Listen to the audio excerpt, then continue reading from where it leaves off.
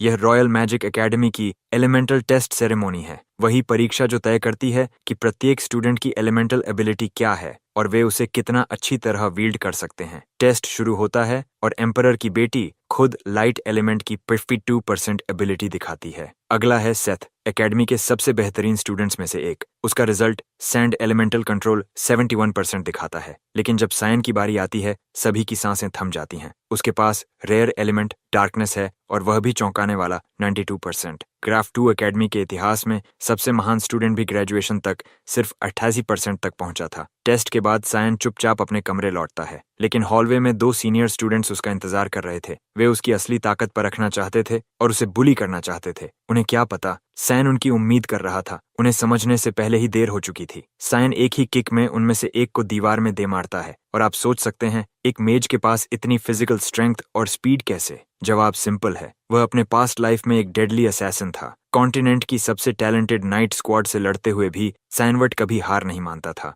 वह एक ड्यूक का बास्टर्ड सन था और पूरे कॉन्टिनेंट का सबसे फियर्ड असैसिन। जितना उसे याद है, उसके पिता ने हमेशा उसे अपने लेजिटिमेट भाई की रक्षा करने और क्लैन की ऑनर बनाए रखने का आदेश दिया था। इसी काम में उसने अशेल्वर के राइज का हिडन कैटलिस्ट बनना स्वीकार किया। उसने हर आदेश बिना झिझक पूरा किया, चाहे इंपीरियल सक्सेशन में अशेल की मदद हो, डीमन किंग आर्मी के इन्वेजन में राइवल्स को खत्म करना हो या कॉन्टिनेंट को यूनिफाई करने की जंग। फिर भी सालों की लॉयल्टी के बदले उसे सिर्फ बिट्रेयल मिला। उसके अपने भाई ने उसे एक वाइल असैसिन कहा जिसने फॉरबिडन मिस्ट पावर से छेड़छाड़ की। इसी बहाने अशेल ने उसे एलिमिनेट करने की साजिश रची। सायन ये बर्दाश्त नहीं कर पाया, इतनी कुर्बानियों के बाद यूं फेंक दिया जाना। गुस्से से भरा उसने अपने भाई पर वार किया, लेकिन इस गिलगमेश की सस्ती नकल के सामने वह टिक न सका और मारा गया। ये उसका इमेजिन्ड एंड कभी नहीं था। तब एक चमत्कार हुआ। उसने आंखें खोलीं और खुद को पास्ट में पाया, और सबसे पहली व्यक्ति जिसे उसने देखा वह एमिली थी, वह मेड जिसे उसने 20 साल से नहीं देखा था। उसकी नजर कमरे में घूमती है, यह सचमुच पास्ट था। उसे यह पल साफ याद है, 37 साल पहले, वर्ष 985, एकेडमी में प्रवेश से 1 साल पहले। हर साल डची एक ट्रेनिंग ड्यूल कराती है, और इस साल ड्यूक वर्ट, दोनों का पिता, खुद देखने वाला था। आज का ओपोनेंट उसका हाफ ब्रदर क्रैनवर्ट था। दोनों एक उम्र के थे, पर क्रैन ड्यूक की पत्नी मार्गरेट अर्ज का बेटा था, इसलिए सारा ध्यान उसी को मिलता था। हालांकि दोनों इतने ही छोटे थे, एक अलग माँ से जन्म लेना सब कुछ बदल देता था। इस ड्यूअल के बाद सायन पूरे परिवार का मजाक बन गया था, और उसी दिन से उसके पिता ने उसे नजरअंदाज करना शुरू किया था। मेड उसे क्वाइटली पीछे हटने की सलाह देती है ताकि चोट न लगे, पर वह उसे अनसुना करके अपना रेपियर निकालता है। हथियार का वजन उसे चौंका देता है। उसकी स्ट्रेंथ सच में एक बच्चे जैसी थी। ये सपना नहीं था, न ही कोई इल्यूजन मैजिक, ये सच था। वह वापस लौट आया था। क्रैन उसे ताना मारता है, पूछता है कि वह अभी तक भागा क्यों नहीं। ड्यूक मैच शुरू करने का संकेत देता है। ओपोनेंट तुरंत झपटता है, लेकिन सायन की आंखें उसकी मूवमेंट पकड़ लेती हैं। धीमी, बेहद धीमी। वह आसानी से डॉज करता है, एक तेज रिस्ट ट्विस्ट से ब्लेड किनारे उछाल देता है, फिर एक किक से क्रैन को जमीन पर पटक देता है। ड्यूक हल्की दिलचस्पी से देखता है, जबकि मार्गरेट डर से जड़ हो जाती है। एक थ्रस्ट उसके गले पर मारकर मैच खत्म किया जा सकता था, लेकिन सायन हेजिटेट करता है। जीत काफी नहीं थी। अपने पिछले जीवन में क्रैन ने उसे सिर्फ मजे के लिए परेशान किया था। अब जबकि शक्ति उसके हाथ में है, क्यों न इस स्मग एटीट्यूड को हमेशा के लिए कुचला जाए। इस नए जीवन में वह किसी का सेवक नहीं रहेगा, वह अपनी राह खुद बनाएगा। वह क्रैन के चेहरे पर बूट से बार बार चोट करता है, जब तक वह बेहोश न हो जाए। द्वंद्व नॉकआउट से जीत लिया जाता है। ड्यूल के खत्म होते ही उसे ड्यूक से मिलने बुलाया जाता है। एक हाई रैंकिंग नाइट उसे गलियारों से एस्कॉर्ट करता है। दरवाजे पर पहुंचने से पहले ही वह मार्गरेट को ऑफिस से निकलते देखता है। उसके होठों पर एक टेढ़ी मुस्कान खिल उठती है। वह स्पष्ट रूप से अभी अभी अपने प्रेशियस सन के बारे में रोना धोना खत्म करके निकली थी। सायान एक हल्का तंज कसता है, पूछता है कि क्रैन ठीक है या नहीं। उसका चेहरा गुस्से से मरोड़ खा जाता है और वह चीख पड़ती है कि उसे कैसी हिम्मत हुई कंसर्न दिखाने की, जब उसने अब भी जो किया है। सायन उसे हवा की तरह चीर कर आगे बढ़ जाता है, बड़बड़ाते हुए कि ड्यूल्स ऐसे ही होते हैं। लेकिन मार्गरेट छोड़ने वाली नहीं थी, इतनी जोर से कि पास वाले सब सुन लें। वह थूक कर कहती है कि यही वजह है कि लेजिटिमेट बच्चों को असली हेयर्स जैसा सम्मान नहीं मिलना चाहिए। फिर वह और नीचे गिरती है, चेन की माँ को गाली देती है और कहती है कि उसे तो गलियों में रेंग कर खाना जुटाना चाहिए था। वह फुसफुसाती है कि उसे लड़ाई करने का कोई हक नहीं था। यह सब सैन के भीतर उतरता है और उसकी जौ कड़क हो जाती है। पहली बार उसकी जहर भरी जुबान ने सच में नस छू ली थी। उसका गुस्सा भीतर ही भीतर उबलता है, शांत लेकिन बेहद खतरनाक। वह उसे मारने का विचार करता है, पर फिर एक धीमी, कहीं ज्यादा संतोषजनक सजा तय करता है। एक ऐसी सजा जो उसे धीरे और सोच समझकर तोड़ देगी। सायन उसे बताता है कि वह क्रे के साथ एकेडमी में प्रवेश लेने वाला है। मार्गरेट आंखें सिकोड़ती है, समझ नहीं पाती तो वह साफ साफ कह देता है वह नहीं चाहती होगी कि उसका बेटा बिना हाथ पैरों के ग्रेजुएट करे। अब सारा ध्यान उसी पर लगाना चाहिए। मार्गरेट आगे बढ़ती है पर नाइट बीच में रुकावट बनकर कहता है कि ड्यूक से मीटिंग अर्जेंट है। सायन उसे आखिरी बार तिरछी मुस्कान देता है और ड्यूक के चेम्बर्स की ओर बढ़ जाता है। ऑफिस में प्रवेश कर वह औपचारिक अभिवादन करता है और यादें चमकती हैं। उसका पिता ड्यूक विलियस वर्ट, वेलस का महान फ्यूडल लॉर्ड, कॉन्टिनेंट का शील्ड, वह हीरो जिसने अकेले अपनी जादुई शक्ति से डीमन ऑन स्लॉट को सालों रोके रखा था। उसने आखिरी सांस तक कॉन्टिनेंट में शांति लाने की कोशिश की थी, लेकिन सायन उसे अलग देखता है। एक ऐसा आदमी जिसने ड्यूटी को अपनी जिंदगी बना लिया, जबकि उसके पास आजादी थी कि वह कुछ और चुन सकता। ड्यूक बिना भूमिका के मुद्दे पर आता है, कहता है कि जब क्रे ने चार्ज किया, सायन ने सोर्ड की ट्रजेक्टरी पढ़कर डॉज किया, फिर पूछता है कि वह इतनी आसानी से ब्लेड कैसे चला लेता है। चेन कहता है कि वह हर रात अकेले अभ्यास करता था। ड्यूक को शक होता है, कहता है कि उसने कभी सोर्ड्समैनशिप में रुचि नहीं दिखाई तो इतनी स्किल छिपाई क्यों। सैन जवाब देता है कि वह अटेंशन नहीं चाहता था। ड्यूक को अजीब लगता है कि उसने क्रे पर बिल्कुल भी हाथ नहीं रोका। क्या इतनी एग्रेशन जरूरी थी? सायन कहता है हाँ, उसे साबित करना था कि वह क्रे से बेहतर है। ड्यूक यह सुनकर चौड़ी मुस्कान हंस देता है, उसकी उम्मीदों के परे। वह कहता है कि सायन एक दिन अशेल के लिए एक शक्तिशाली और भरोसेमंद एलाई बन सकता है। अशेल का नाम सुनते ही सैन जम जाता है। अब जबकि वह अशेल की असलियत जानता है, उसे सपोर्ट करने का विचार भी बेतुका था। ड्यूक की वही पुरानी ऑब्सेशन, अशेल अशेल और अशेल। वह सायन के हाथ पकड़ता है और कहता है कि इनाम के तौर पर वह जो मांगेगा मिल जाएगा। सायन इस अवसर को अशेल की पूरी नींव हिलाने के पहले वार की तरह देखता है और बैटल फ्रंट भेजे जाने की मांग करता है। कमरे में वापस लौटते ही मेड लगभग उछल पड़ती है। उसने सायन का रिक्वेस्ट सुन लिया था। वह उसे पागल कहती है क्योंकि बैटल फ्रंट विकेड क्रीचर्स और डिमोनिक मॉन्स्टर्स से भरा पड़ता है। विलस उचीफ एम्पायर का पश्चिमी क्षेत्र ही असली बैटल फ्रंट कहलाता है और लमिया वैली फ्रंट लाइन है। सदियों से डीमंस के खिलाफ जंग चल रही है, ये नर्क है। इसलिए उसके पिता एक शर्त रखते हैं, 1 महीने में खुद को इतना मजबूत साबित करो कि लामिया वैली के लायक बन सको। चैन नहीं जानता कि कितना मजबूत होना पड़ेगा, पर उसे इतना पता है कि उसे अपनी फिजिकल क्षमता चरम तक ले जानी होगी। अभी वह अपनी उम्र के बच्चों से भी कमजोर है। उसके पास है पिछले जीवन की कॉम्बैट इंट्यूशन और अपने भीतर मौजूद हल्का सा मैजिक ट्रेस। अगर वह शरीर बना ले तो इन दोनों को असली हथियार बना सकता है। इसीलिए ट्रेनिंग अब शुरू होती है। तभी एलिस कमरे में तूफान की तरह घुसती है, उसकी आवाज में आग। उसे सायन के बैटल फ्रंट जाने की खबर मिल गई थी। वह उस पर बरस पड़ती है, कहते हुए कि जीत ने उसके सिर चढ़कर उसे पागल बना दिया है। फिर वह उसे रूफटॉप पर मिलने को कहती है। वह उसे टेस्ट करना चाहती है। अगर वह 3 मिनट तक उसका सामना कर सका तो वह उसे जाने से नहीं रोकेगी। सायन उसे समझाने की कोशिश करता है कि इस बात पर लड़ने की जरूरत नहीं, लेकिन वह उसे ठंडे लहजे में चुप करा देती है और पूछती है कि क्या वह बस उसके परिवार की लेगेसी के पीछे भाग रहा है। तभी सायन को समझ आता है कि वह इतनी एग्रेसिव क्यों है, लेकिन उसे उसके फैमिली नेम से कोई मतलब नहीं।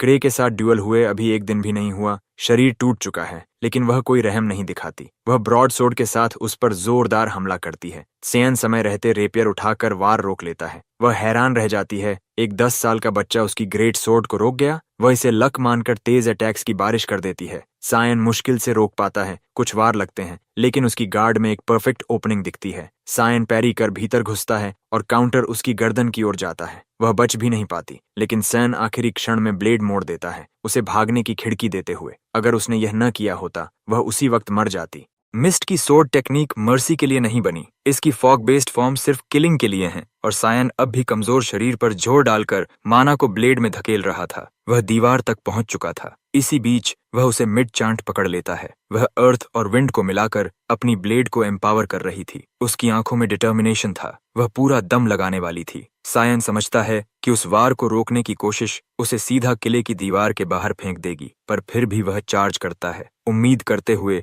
कि एड्रेनलिन उसकी मैजिक को जगाए। लेकिन उनके ब्लेड्स टकराने से पहले ही नाइट ऊलन ऊपर से कूदकर दोनों को रोक देता है। वह एलिस को डांटता है कि वह उम्र में छोटे से ऐसे नहीं लड़ सकती थी। रियलिटी तुरंत लगती है। एलिस की आंखें झपकती हैं। फिर वह सायन को अचानक गले लगा लेती है। कांपते हुए माफी मांगती है। वह बस उसे बैटलफील्ड में फेंकने से रोकना चाहती थी। सायन समझता है वह वही है, वह लड़की जो हर चीज पर अपनी जान तक लगा देती है। उसकी बहन अकेडमी की प्रोडिजी, जिसे लोग देवताओं की बेटी कहते थे, जिसने तलवार चलना शुरू किया था चलने से पहले। वह एशल से कॉन्टिनेंट गार्डियन के खिताब के लिए बराबरी तक लड़ चुकी थी, लेकिन फिर सब खत्म हो गया। वह नाइट्स ऑफ लाइट में शामिल हुई और मारी गई। सायन उसे कसकर पकड़ता है और कसम खाता है इस बार वह उसे बचाएगा। इसी बीच एलिस उलान की ओर मुड़ती है, पूछती है कि ड्यूक का पर्सनल नाइट यहाँ क्या कर रहा है, अगर ड्यूक युद्ध के लिए निकल चुका है। उलान बताता है कि ड्यूक के आदेश से वह सायन की रक्षा करेगा।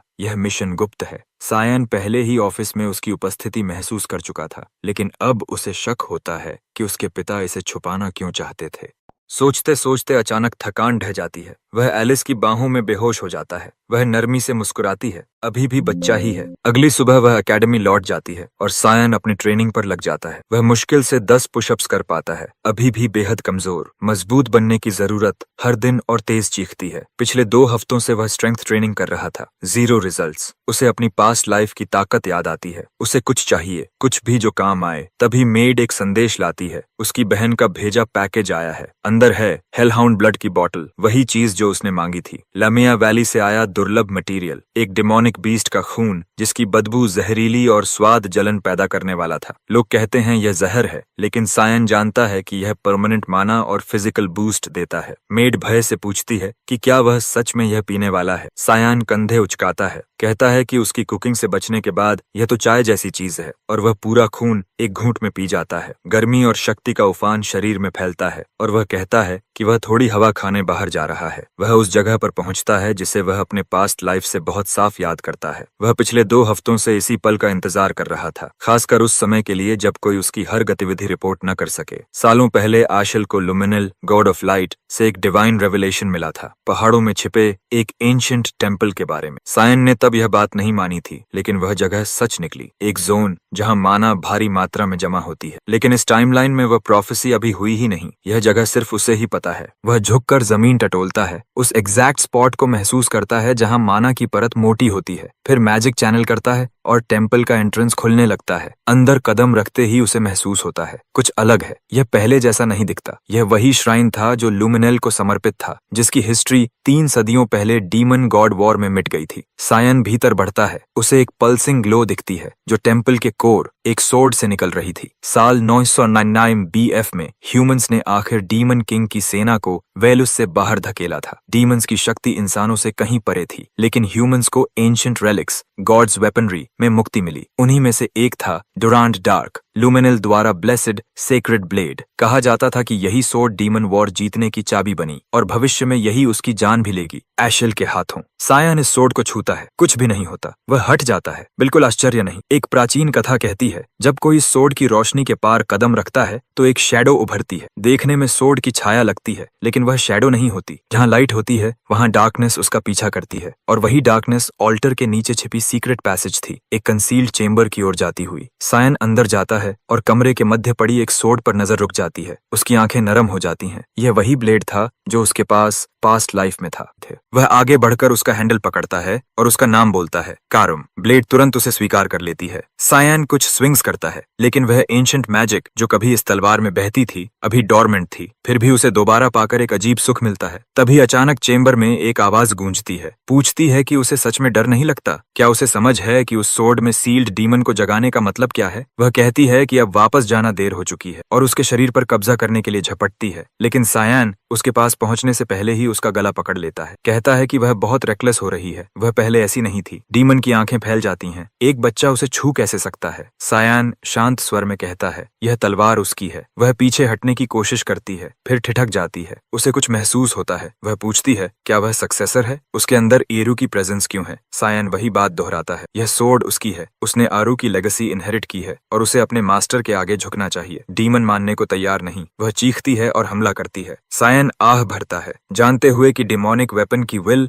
हमेशा यूजर का शरीर कब्जा करने की कोशिश करती है। वह बात वहीं खत्म कर देता है, उंगली से एक फ्लिक मारकर उसकी खोपड़ी को मंदिर के फर्श में दे मारता है। चेतावनी देता है कि अगर अभी सबमिट नहीं किया तो हाल और बुरा होगा। डीमन गुर्राती है तो सायन और दबाव डालता है, उसे जमीन में और धंसाते हुए। दबाव काम करता है, वह टूटकर उसे मास्टर कहती है अब लौटने का समय था। वह पहले ही बहुत देर बाहर रहा था। करुम उत्साहित लगती है, सदियों बाद बाहर की हवा में लौटने के लिए बेचैन। वह उसका नाम पूछती है और सायन उसे बताते हैं। एक बच्चे को आरू क्यों चुनेगी? सायन जवाब देता है, वह पास्ट लाइफ में चुना गया था, वह एक बार मर चुका है। लौटते समय सायन डुरान डार्क के पास से गुजरता है, उसे देखकर कहता है कि उसे अभी यहीं रहना चाहिए, इसका असली मालिक 2 दशक बाद आएगा। कारुम अभी तक रीइंकार्नेशन पर भरोसा नहीं करती। सायन सेक्रेड ब्लेड का हिल्ट काट देता है। कारुम चिल्लाती है कि वह क्या करने वाला है। सायन कहता है इससे फ्यूचर बहुत ज्यादा मजेदार बनेगा। जैसे ही कार्ट अपनी मंजिल पर पहुंचती है, हमारा MC फाइनली वाहन से उतरता है। उसे अब भी यकीन नहीं हो रहा कि वह पल सच में आ चुका है। ड्यूक वहां पहले से मौजूद था, अपने नाइट्स से घिरा हुआ। उसका पिता आगे आता है और सीधे पूछता है क्या वह सच में बैटल फ्रंट पर जाने के लिए तैयार है? अगर वह अब पीछे हटना चाहे तो वह उसे रोकेगा नहीं। सायन दृढ़ता से सिर हिलाता है, वह अपनी चुनी हुई राह पर पूरी तरह भरोसा रखता है। ड्यूक इल्किन को मूर्ति सा इशारा करता है, स्क्रॉल एक्टिवेट करो। नाइट उसे हवा में उछालता है, जादू की रोशनी फूटती है और एक हेल हाउंड प्रकट होता है। यही उसका ट्रायल था, उसकी वर्थ को जांचने के लिए। ये क्रीचर्स लेमिया वैली के लो टियर डेमोनिक बीस्ट्स थे। सायन तुरंत स्टैंस ले लेता है, नजर दुश्मन पर जमी हुई। दूर से उसका पिता याद दिलाता है, उसके हर फैसले का वजन होता है। अगर वह यह रास्ता चुन रहा है तो उसे अपनी ताकत साबित करनी होगी और जिम्मेदारी उठानी होगी। कुछ दिन पहले सायन ने उलेन से एक असली ड्यूएल की रिक्वेस्ट की थी। हवा में तलवार घुमाने वाली ट्रेनिंग अब बेकार थी, उसे एक असली लड़ाई महसूस करनी थी। नाइट ने कहा कि उसे अपनी उम्र के बच्चों के साथ स्पार करना चाहिए, लेकिन हर बार जब सायन स्पार के लिए आता, क्रे भाग जाता। उलेन अब भी मानने को तैयार नहीं था, पर अंत में एक शर्त पर राजी हुआ, वह सिर्फ शीत से लड़ेगा और स्ट्रिक्टली डिफेंस खेलेगा। सायन ने हामी भरी और एक रिक्वेस्ट और जोड़ दी, जो भी हो ड्यूक को कुछ नहीं बताया जाएगा। सायन ने शब्द खत्म होने से पहले ही पूरी ताकत से हमला कर दिया। उलेन ने वार रोक लिया, पर 10 साल के बच्चे की ब्लेड में इतना वेट देखकर दंग रह गया। सायन उसके चारों ओर तेजी से घूमता रहा, इतनी तेज कि उसकी सिलुएट धुंधली पड़ रही थी। एक ऊंची स्लैश उलेन ने पैरी किया,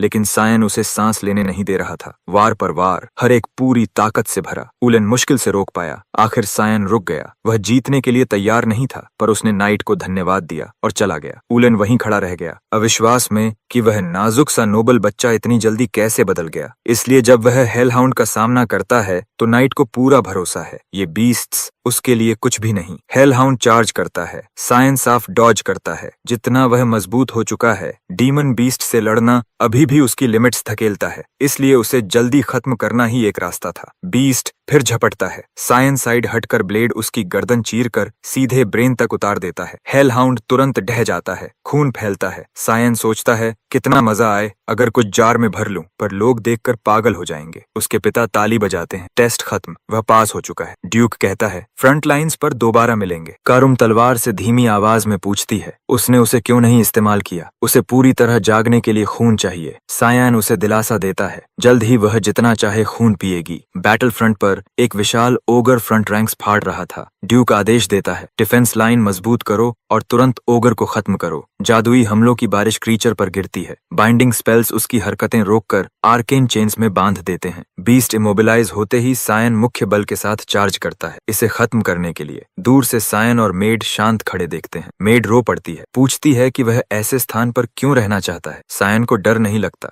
बल्कि यह जगह उसे लगभग नॉस्टैल्जिक लगती। फ्रंट लाइन पर पहली बार खड़े होकर कैसा महसूस हो रहा है? सायन कहता है थोड़ी घबराहट है। ड्यूक चेतावनी देता है, यहाँ मौत कभी भी कहीं भी गिर सकती है, चौकन्ना रहना ही नियम है। सायन सिर हिलाता है, उसे पहले से पता है कि यहाँ हर दिन 3 से 4 फुल स्केल बैटल्स होती हैं। हर बैटल का अपना प्रोटोकॉल होता है। डीमंस को हराने के लिए एडवांस्ड नाइट्स बैकबोन की तरह पूरी लाइन संभालते हैं, किसी भी मॉन्स्टर को ब्रीच नहीं करने देते। युद्ध खत्म होते ही सायन अपने असाइंड टेंट में लौट आता है, सबसे सुरक्षित सेक्टर में। लेकिन इस इलाके के गार्ड्स आदेशों का पालन बहुत सख्ती से करते हैं, जिसका मतलब है कि वह यहाँ करुम को समन नहीं कर पाएगा। उसे रात के खाने तक इंतजार करना पड़ता है ताकि चुपके से बाहर जाकर ट्रेनिंग ट्रेनिंग कर सके। वह मेड को कांपते देखता है और पूछता है कि वह कर क्या रही है। वह ड्यूक की वार्निंग दोहराती है। सायन उसे कहता है कि अपना सामान बांधकर किले लौट जाए। वह चिल्लाती है कि वह उसे अकेला नहीं छोड़ सकती। उसके बिना सायन होपलेस है। अगर वह अचानक गायब हो जाए तो उसकी देखभाल कौन करेगा। वह टेंट से बाहर निकलती है, कहती है खाने का समय हो गया। सायन को उसके व्यवहार से चिढ़ होती है, पर वह उसे नजरअंदाज करता है। उस रात जब सब सो जाते हैं, वह अपने कंबल के नीचे एक प्लश डॉल रख देता है ताकि उसकी अनुपस्थिति छिप जाए। मेड पूछती है क्या वह ट्रेनिंग के लिए बाहर जा रहा है। वह सिर हिलाकर हाँ कहता है। वह उसकी डेडिकेशन की तारीफ करती है, कहती है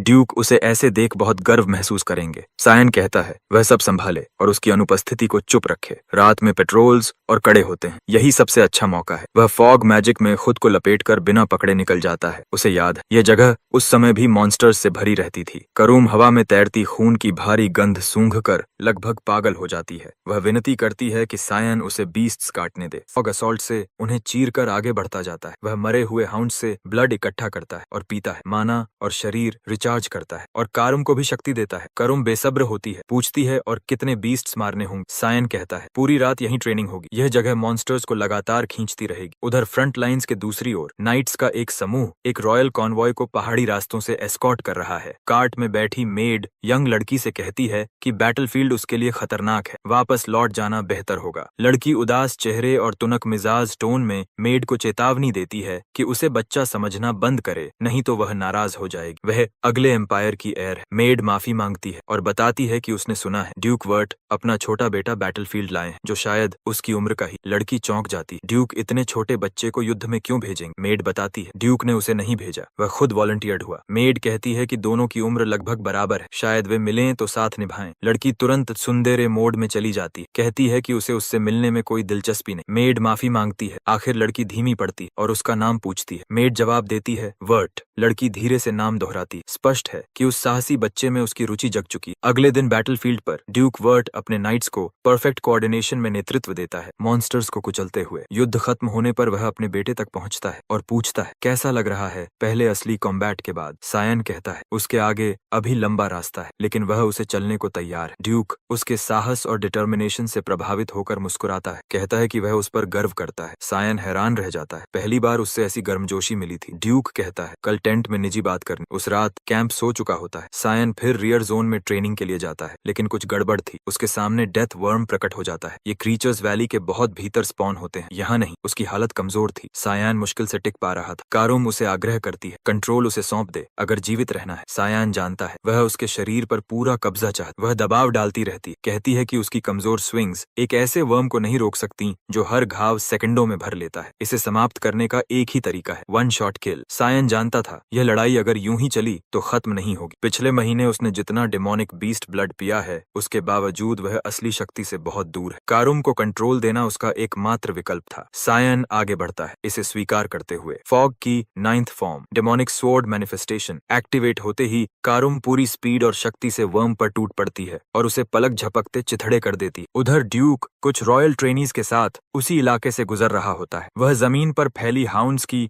फटी चीथड़ी लाशें देखता है, वही जिन्हें सायन ने पहले रात मारा था। हवा में भारी माना की गंध थी। देखकर वे तुरंत शक करते हैं कि शायद कोई डीमन सक्रिय हुआ है। ड्यूक आदेश देता है कि इस क्षेत्र को तुरंत सर्च करके सिक्योर किया जाए। ऐसी चीजें अनदेखी नहीं छोड़ी जा सकती। वह शवों पर पड़े कट और निशान देखता है। वे अजीब तरह से उसके बेटे की फाइटिंग स्टाइल जैसे दिखते हैं, पर वह इस विचार को झटक देता है। जैसे ही वे पीछे बढ़ते हैं, एक विशाल डेड डेथ वर्म मिलता है। अब बड़ा सवाल खड़ा होता है, इतने सारे बीस्ट्स को अकेले किसने मारा। ड्यूक के मन में एक सिद्धांत बनने लगता है, शायद कोई सीक्रेट ऑर्गेनाइजेशन इस सब के पीछे हो। उधर टेंट में सायन बिस्तर पर लेटा सोच रहा होता है। डिमोनिक स्वॉर्ड मैनिफेस्टेशन उसने आखिरी बार कब इस्तेमाल किया था। यह वही टेक्निक है जिससे कारुम पूरी तरह कंट्रोल लेकर अपनी शक्ति को बिना रोक टोक अनलीश कर देती, लेकिन इसका जोखिम बड़ा है। अगर वह एक बार फिसला तो कारुम स्थायी रूप से कंट्रोल ले सकती है, इसलिए वह इसे कमजोर मॉन्स्टर्स पर इस्तेमाल नहीं कर सकता। कीमत बहुत भारी है। शरीर थक गया था। अगर उसने पिछले महीने इतना अपना डीमन ब्लड न पिया होता तो वह कब का ढह चुका होता। तभी कारुम प्रकट होती है और कहती है कि अब उसे कुछ समझ आया है। अंदर से सायान एक मैच्योर वॉरियर जैसा है, लेकिन शरीर अभी भी बच्चे का है। उसकी इंस्टिंक्ट्स, अवेयरनेस और सोर्ड्समैनशिप उसके उम्र से बिल्कुल मेल नहीं खाते, जैसे उसने दशकों तक ट्रेनिंग की हो। वह कहती है कि उसके मूवमेंट्स किसी ऐसे इंसान जैसे हैं जिसके पास। और जब उसने सायन को यह कहते सुना कि वह पहले मर चुका है, कारुम को पूरी तरह विश्वास हो गया कि वह फ्यूचर से लौटा है। सायन थके हुए चेहरे से कहता है, यह तो शुरू से ही साफ होना चाहिए था। कारुम अपने यूजुअल लाउड एरोगेंस में चिल्लाती है, फिर शांत होकर उसकी पिछली मौत के बारे में पूछती है। इतना स्ट्रांग कौन था जिसने उसे मार दी? उसकी थ्योरी, डुरान डार्क का विल्डर, या तो ड्यूएल में उसे हराकर, या किसी करीबी ने बिट्रेयल किया। वह दूसरे विकल्प पर ज्यादा विश्वास करती है। सायन पूछता है, क्यों? कारुम बताती है, वह अर्लियर सायन की आंखों में देखा था जब वह डुरांड डार्क को घूर रहा था, जैसे उस तलवार ने उसके अतीत को जख्म दिया हो। अगर ऐसा है तो सायन शायद बदला लेने आया है। उसकी आवाज बदलती है। कारुम गुर्राकर चेतावनी देती है कि अगर सायन फिर कभी मरा या हारा तो वह उसे पूरा निगल जाएगी। सायन उसके सिर पर थप्पड़ मारता है, याद दिलाते हुए कि कंट्रोल किसका है, पर भीतर से वह राहत महसूस करता है। कारुम पिछली जिंदगी जैसी ही है। बाद में कैंप में अजीब बेचैनी फैल जाती, लोग घबराए हुए लगते हैं। सायन वजह जानने निकलता है और एमिली मिल जाती। वह बताती है, अभी खबर आई है कि रियर कैंप के पास वैली में हाई रैंकिंग मॉन्स्टर्स के कॉर्प्सेस मिले हैं, उसी जगह जहां सायन रातों को लड़ रहा था। सायन तुरंत समझ जाता है यह उसी के मारे हुए क्रीचर्स। वह पूछता है कि क्या, और अफवाहें फैली, पर तभी युल्किन आ जाता है। कहता है ड्यूक ने उसे बुलाया है। सायन समझ जाता है वह फंस चुका है। उसने लाशों को कल रात ही संभाला था। वह फादर्स टेंट में जाता है, जैसे हमेशा ग्रीटिंग करता है। सीने में हल्की घबराहट थी, अगर टॉपिक उठा तो क्या बहाना देगा। उसका फादर उसकी अटैक पैटर्न एक नजर में पहचान लेगा। ड्यूक उसे बैठने का इशारा करता है। कोई भूमिका नहीं, सीधे मुद्दे पर आ जाता है। पूछता है, वह कल रात कहाँ था? सायन बिना हिचक सीधे चेहरे से झूठ बोलता है कि वह जल्दी सो गया था। ड्यूक की आंखों में शक की हल्की झिलमिलाहट। जो मार्किंग्स उन्होंने कल देखे वे सायन की सोर्ड स्टाइल जैसे ही थे, लेकिन ड्यूक खुद को रोक लेता है। एक बच्चा डेथ वर्म जैसा बीस्ट अकेले कैसे मार सकता है? फिर वह गंभीर लहजे में कहता है, रियर कैंप के पास मिले मॉन्स्टर कॉर्प्सेस के बारे में बात करनी, उन्हें यह मामला पूरी तरह जांचना होगा। लेकिन ड्यूक जिस थ्योरी पर बार बार लौटता है वह एक पुराने असैसिन संगठन मिस्ट से जुड़ा है। सायन अनजान बनने का नाटक करता है, जैसे उसने कभी यह नाम सुना ही न हो। ड्यूक बताता है, मिस्ट सदियों से मौजूद रहा, किसी को नहीं पता उनका लक्ष्य क्या था, लेकिन नोबल फैमिलीज की लाशें उनके पीछे छूटती थी। उनकी सिग्नेचर, हर हत्या काली फॉग में ढकी हो। फिर एक दिन वे गायब हो गए। उनकी आखिरी साइटिंग 300 साल पुरानी है, लेकिन परेशानी ये है कल मिले मॉन्स्टर्स के आसपास भी वही ब्लैक फॉग थी, वही शक्ति जो ईरियू, गॉड ऑफ डार्कनेस, से जुड़ी है। मिस्ट उसी देवता की पूजा करता था। इस आधार पर ड्यूक मान लेता है कि डेथ वर्म और बाकी बीस्ट्स को भी मिस्ट ने मारा है। सायन मन ही मन फादर की शार्प इंट्यूशन की तारीफ करता है। सदियों बाद भी उसने फॉग को ऑर्गेनाइजेशन से जोड़ दी। ड्यूक कहता है, उन्हें पता नहीं क्यों मिस्ट फिर उभरा है, लेकिन एम्पायर के शीर्ष लोगों को तुरंत जानकारी देनी होगी। सायन को राहत मिलती है। फादर ने कुछ शक नहीं किया और उसकी झूठी बात मान ली। उसकी उम्र का बच्चा किसी लेजेंडरी अंडरग्राउंड ग्रुप से कैसे जुड़ा होगा?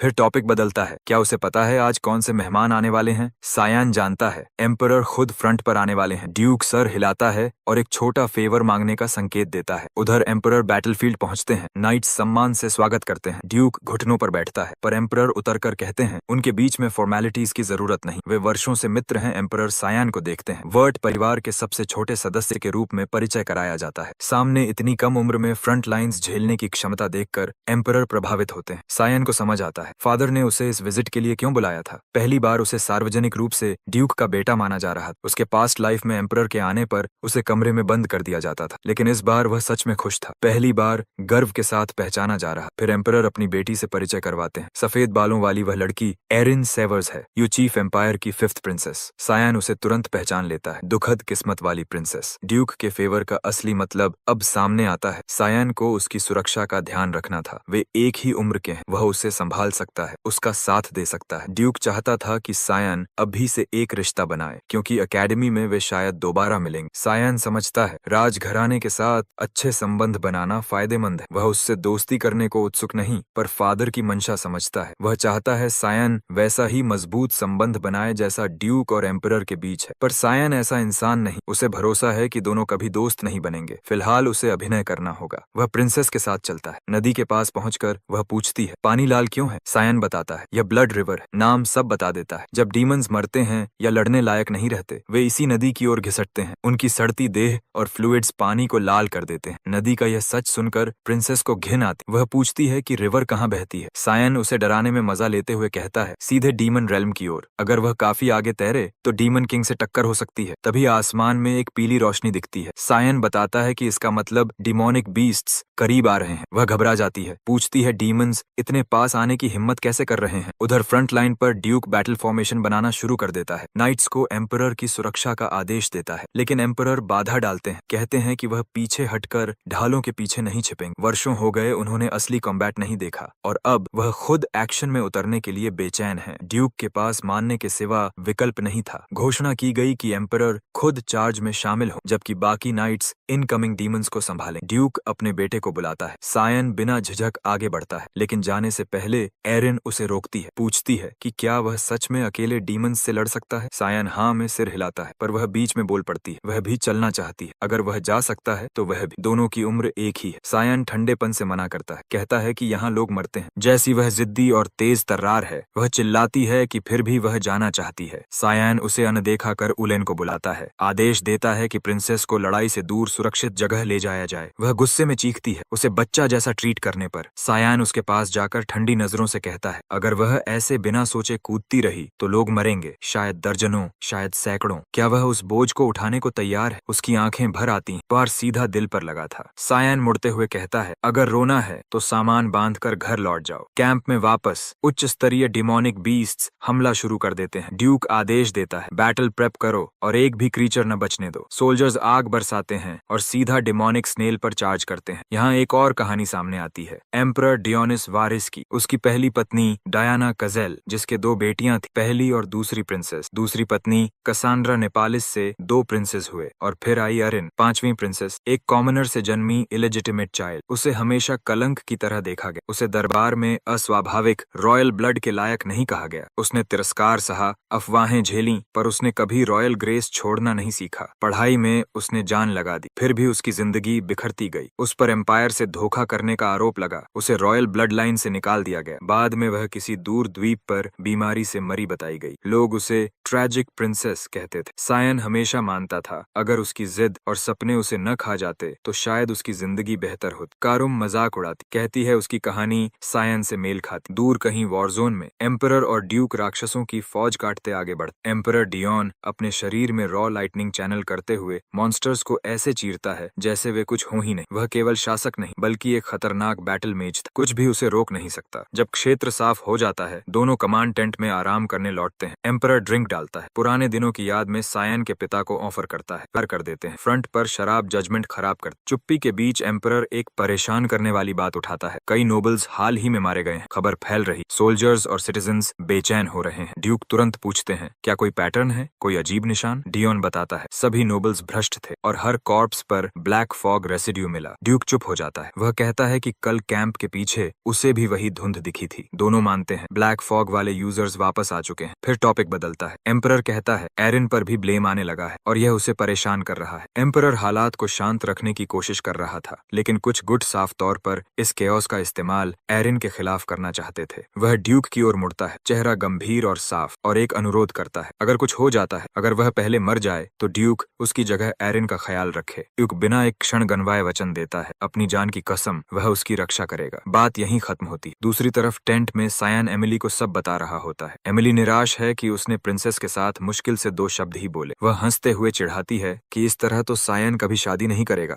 सायन बात टालकर ट्रेनिंग के लिए निकलता है, पर बाहर आते ही एरिन से टकरा जाता है। वह बारिश में भीगी खड़ी। टेंट में जाकर वह पूछती है, अब वह कहाँ जा रहा है? सायन जवाब देने ही वाला होता है, पर वह कहती है, रुको, उसे कुछ कहना है। वह पूछती है, वह यहाँ कितने समय से फंसा है? सायन जवाब देता है, करीब 1 महीना। आई? फिर वह असली सवाल करता है, वह उसे ढूंढने यहाँ तक क्यों आई? एरिन कुछ कहना चाहता पर एमिली की पीछे से चुभती नजरें उसे रोक देती। सायन एमिली को हटने को कहता है, लेकिन वह तंज कसती है कि सब साथ ही मजा कर लें। एमिली के हटते ही एरिन शुरू होती है। पहले माफी मांगती है कि वह जिस तरह बिहेव कर रही थी वह रॉयल अपेक्षाओं के काबिल नहीं थी। सायन स्वीकार करता है, शायद उसने भी उसे बहुत कड़े शब्द कहे। एरिन की आवाज भारी हो जाती है। वह कहती है कि सायन सबके बीच पसंद किया जाता है, वह उससे कहीं ज्यादा मैच्योर है। सायन तुरंत उसके व्यवहार में बदलाव महसूस करता है। फिर एरिन एकेडमी की बात छेड़ती है, लेकिन सायन उसे रोक देता है। पहला वह समझ गया था, वह दोस्ती का प्रस्ताव रखने वाली थी। सायन सीधी नजरों में कहता है, अगर वह फ्रेंडशिप चाहती है तो वह गलत जगह आई है। वह उसे मना करता है और कहता है कि लौट जाए। वह टूटती हुई आवाज में कहती है, वह फ्रेंडशिप नहीं मांग रही, बस अच्छे टर्म्स चाहती। और सायन बेवजह क्रूअल हो रहा है। उसकी आंखों में आंसू उभर आते हैं। वह कहती है सायन भी उसे सबकी तरह फेक और अनडिजर्विंग प्रिंसेस समझता है। वह खुद को संभालते हुए कहती है कि उसे आना ही नहीं चाहिए था, उसने सायन को ज्यादा मान लिया। फिर बुदबुदाती है, तुम तो एशल जैसे भी नहीं हो। यह नाम सायन के दिल पर वार जैसा लगता है। वह बिना सोचे उसका हाथ पकड़ लेता है, पूछता है कि वह एशल को जानती कैसे है। एरिन बताती है, अकेडमी के पास टहलते हुए उससे मुलाकात हुई थी। एशल ने कहा था, दूसरों की राय की चिंता मत करो, बस अपने गोल्स पर ध्यान दो। सायन जम जाता है। एशल की मैनिपुलेशन पहली मुलाकात से ही शुरू हो चुकी थी। वह एरिन को चेतावनी देने वाला था, लेकिन तभी जमीन हिलती है। एमिली भागती हुई आती है, चिल्लाती है कि तुरंत बाहर निकलो, लेकिन देर हो चुकी थी। एक ऑर्क सीधे टेंट के ऊपर से फटकर अंदर गिरता है। जमीन फाड़ता हुआ एरिन को हवा में उछाल देता है जैसे कोई टूटी हुई गुड़िया। बाहर खड़े नाइट्स फटा हुआ टेंट देखते हैं, समझ जाते हैं कि सायन भीतर है। एमिली मिट्टी में गिरी रोती चीखती है। यकीन है कि सायन मारा गया। यह खबर एम्परर और ड्यूक तक तुरंत पहुंचती है। उनके दोनों बच्चे एक हाई रैंकिंग डिमोनिक बीस्ट के हमले में टेंट के मलबे में फंस गए थे। बिना देरी एम्परर पूरी सेना को आदेश देते हैं, सीधे घटना स्थल पर पहुंचकर प्रिंसेस की सुरक्षा सुनिश्चित करो। उधर सायन के दिमाग में दहशत दौड़ जाती, क्यों इतने पावरफुल मॉन्स्टर्स बार बार रियर जोन तक पहुंच रहे हैं? उन्हें वैली में रहना चाहिए था। उसे लगता है कि शायद उसकी वजह से कुछ बड़ा गड़बड़ हो रहा है। तभी एरिन कांपती आंखों से उसे जिंदा देखती है। उसके चेहरे पर राहत के आंसू फूट पड़ते हैं। ऑर्क ने टेंट तोड़ दी, लेकिन सायन ढहने से पहले बाहर निकल चुका था। कोई मौका नहीं था कि वह एक साधारण ऑर्क के हाथ मारे जाए। वह अपनी पास्ट लाइफ में डीमन किंग्स गिरा चुका है। उसके बगल में खड़ी एरिन घबराकर पूछती है, कैंप में तैनात नाइट्स ठीक हैं? फिर अपराध बोध में टूट जाती है, यही सोचकर कि सब उसकी वजह से खतरे में आए। नाइट्स आश्वासन देते हैं, उसकी रक्षा करना उनका स्वॉन ड्यूटी है, चाहे जान ही क्यों न चली जाए। लेकिन बात पूरी भी नहीं होती कि ऑर्क वापस लौट आता है। एक नाइट को पकड़कर उसके शरीर को एक ही चंगुल में कुचल देता है और दूर फेंक देता है। सायन बिना हिचक उसके सामने खड़ा हो जाता है, उसके और आने वाले खतरे के बीच दीवार बनकर। ऑर्क तुरंत सायन पर नजर टिकाता है, साफ संकेत कि ये एडवांस्ड मॉन्स्टर्स सीधे उसी की ओर खींचे चले आ रहे हैं। सायन चिल्लाता है, बाकी सब पीछे हटें और प्रिंसेस को सुरक्षित ले जाएं, जबकि वह बीस्ट को रोकता है। एमिली एरिन को खींच कर ले जाती। सायन अकेला लड़ता रह जाता है, लेकिन उसके वार मुश्किल से खरोंच तक छोड़ रहे थे, मानो तलवार लग ही नहीं रही। वह हताश, समझ नहीं पाता यह क्या हो रहा है। तभी कारुम प्रकट होती, बिल्कुल कैजुअल अंदाज में बताती है, इस महीने सायन जितना डिमोनिक ब्लड पी रहा है, उसकी वजह से वह वॉकिंग बीकन बन चुका है। एलीट मॉन्स्टर्स उसकी शक्ति की गंध से खिंचे चले आ रहे हैं। सायन गुस्से से चीखता है, अगर उसे पता था तो यह पहले क्यों नहीं बताया? करुम शैतानी मुस्कान देती है, कहती है कि उसे तो बस उसका शरीर चाहिए। सायन बिना देर किए उसे हथियार में बदल देता है। करुम वेपन के साथ वह ऑर्क पर टूट पड़ता है, लिम्स को ऐसे काटता है जैसे मक्खन हो। ऑर्क पल भर में ढेर। फिर वह कुछ और भी भयानक देखता है, दर्जनों हाई लेवल बीस्ट्स लगातार उसकी ओर बढ़ रहे हैं। कारुम उत्साह से पागल होती है, इतना बड़ा भोज देखकर। तभी उनका सामना डेविल ड्रैगन से होता है। सायन उसे तैयार रहने को कहता है, डेमोनिक मैनिफेस्टेशन एक्टिवेट करता है, उन सबको काट कर रास्ता साफ करने के लिए। दूसरी तरफ बैटलफील्ड पर ड्यूक आखिरी मॉन्स्टर गिरा चुका है। एम्परर पूछते हैं, बच्चों के बारे में कोई खबर? जवाब उदास। कोलैप्स टेंट के पास उनका कोई निशान नहीं। एम्परर मानते हैं कि ड्यूक अपने बेटे को लेकर चिंतित होगा, पर ड्यूक की आंखें ठंडी हैं। कहते हैं वर्ड परिवार का कोई भी सदस्य ऐसी स्थिति में खुद को बचाना जानता है। अभी असली चिंता प्रिंसेस की सुरक्षा है। तभी नाइट्स उसे लेकर लौटते हैं। एरिन अपने पिता की बाहों में गिरती है, हांफती हुई गिड़गिड़ाती है कि सायन को बचाएं। ड्यूक मेड से पूछता है, क्या वह उसका पर्सनल अटेंडेंट है? वह कांपते हुए बताती है, सायन ने उन्हें भागने को कहा और खुद पीछे रह गया मॉन्स्टर्स रोकने के लिए। एक नाइट सायन को वापस लाने का प्रस्ताव रखता है, पर ड्यूक मना कर देता है। अभी सेना का ध्यान इस वेव को रोकने पर होना चाहिए। अगर ये क्रीचर्स कैंप्स तोड़ गए तो एम्पायर तक कुछ नहीं रुकेगा। फॉर्मेशन दोबारा जमानी है और जिंदगियां बचानी है। कोई पूछता है, सायन का क्या होगा? ड्यूक का जवाब शांत और अंतिम, सायन अपना कर्तव्य पूरा कर चुका है, उसने प्रिंसेस की रक्षा की, यही वर्ट होना है। एरिन रोती रहती है, खुद को दोष देती हुई। तभी एक आवाज हवा को चीरती है। वह चेहरा ऊपर उठाती है, आंखें फैल जाती हैं। सायन सायन आसमान से नीचे आता दिखाई देता है, एक फ्लाइंग ड्रैगन की रेंज पकड़े हुए, चिल्लाता हुआ कि कोई मदद करे। ड्रैगन्स पवित्र जीव है, क्रिएटर से जुड़े हुए, दुर्लभ और दिव्य। इंसानों की औकात नहीं कि वे ऐसे बीइंग्स को चुनौती दें। सायन के लिए असली ड्रैगन को छूना भी जीवन की सबसे बड़ी घटना है। बदकिस्मती से जिस ड्रैगन पर वह चिपका है वह सीधा लोगों की भीड़ के ऊपर उड़ता है, सबको साफ नजर आता है, सब उसे पहचान लेते हैं, एम्परर भी। वह रुचि से ड्यूक की ओर देखते हैं, पूछते हैं क्या वह अपने बेटे को बचाने का इरादा रखता है। ड्यूक बिल्कुल अनफेज्ड बैठा रहता है, आराम से दूर से देखते हुए कि एमसी खुद किस मुसीबत में फंस गया। उधर वह मुश्किल से ड्रैगन की पीठ पर लटका हुआ हर सेकंड पछता रहा था, खुद को गाली देता, क्यों ड्रैगन ब्लड छकने का लालच आया। कुछ देर पहले जब वह मॉन्स्टर्स की वेव रोक रहा, सबको चीरता हुआ ड्रैगन तक पहुंचा, उसे करीब से देखकर ऑलमोस्ट कांप उठा था। मिथिकल बीस्ट को सामने देखना अलग ही नशा, पर पल भर में ड्रैगन आक्रामक हो गए, सीधा फायर कॉलम छोड़ दी। वह किसी तरह डॉज करता है, ऊंचाई पर चढ़कर उस पर वार करता है, लेकिन हर हिट उसे और भड़का देती। फिर टेल स्वाइप आता है, जोरदार, तेज, उसके शरीर को रैगडॉल की तरह उड़ा देता है। फॉलो अप आने से पहले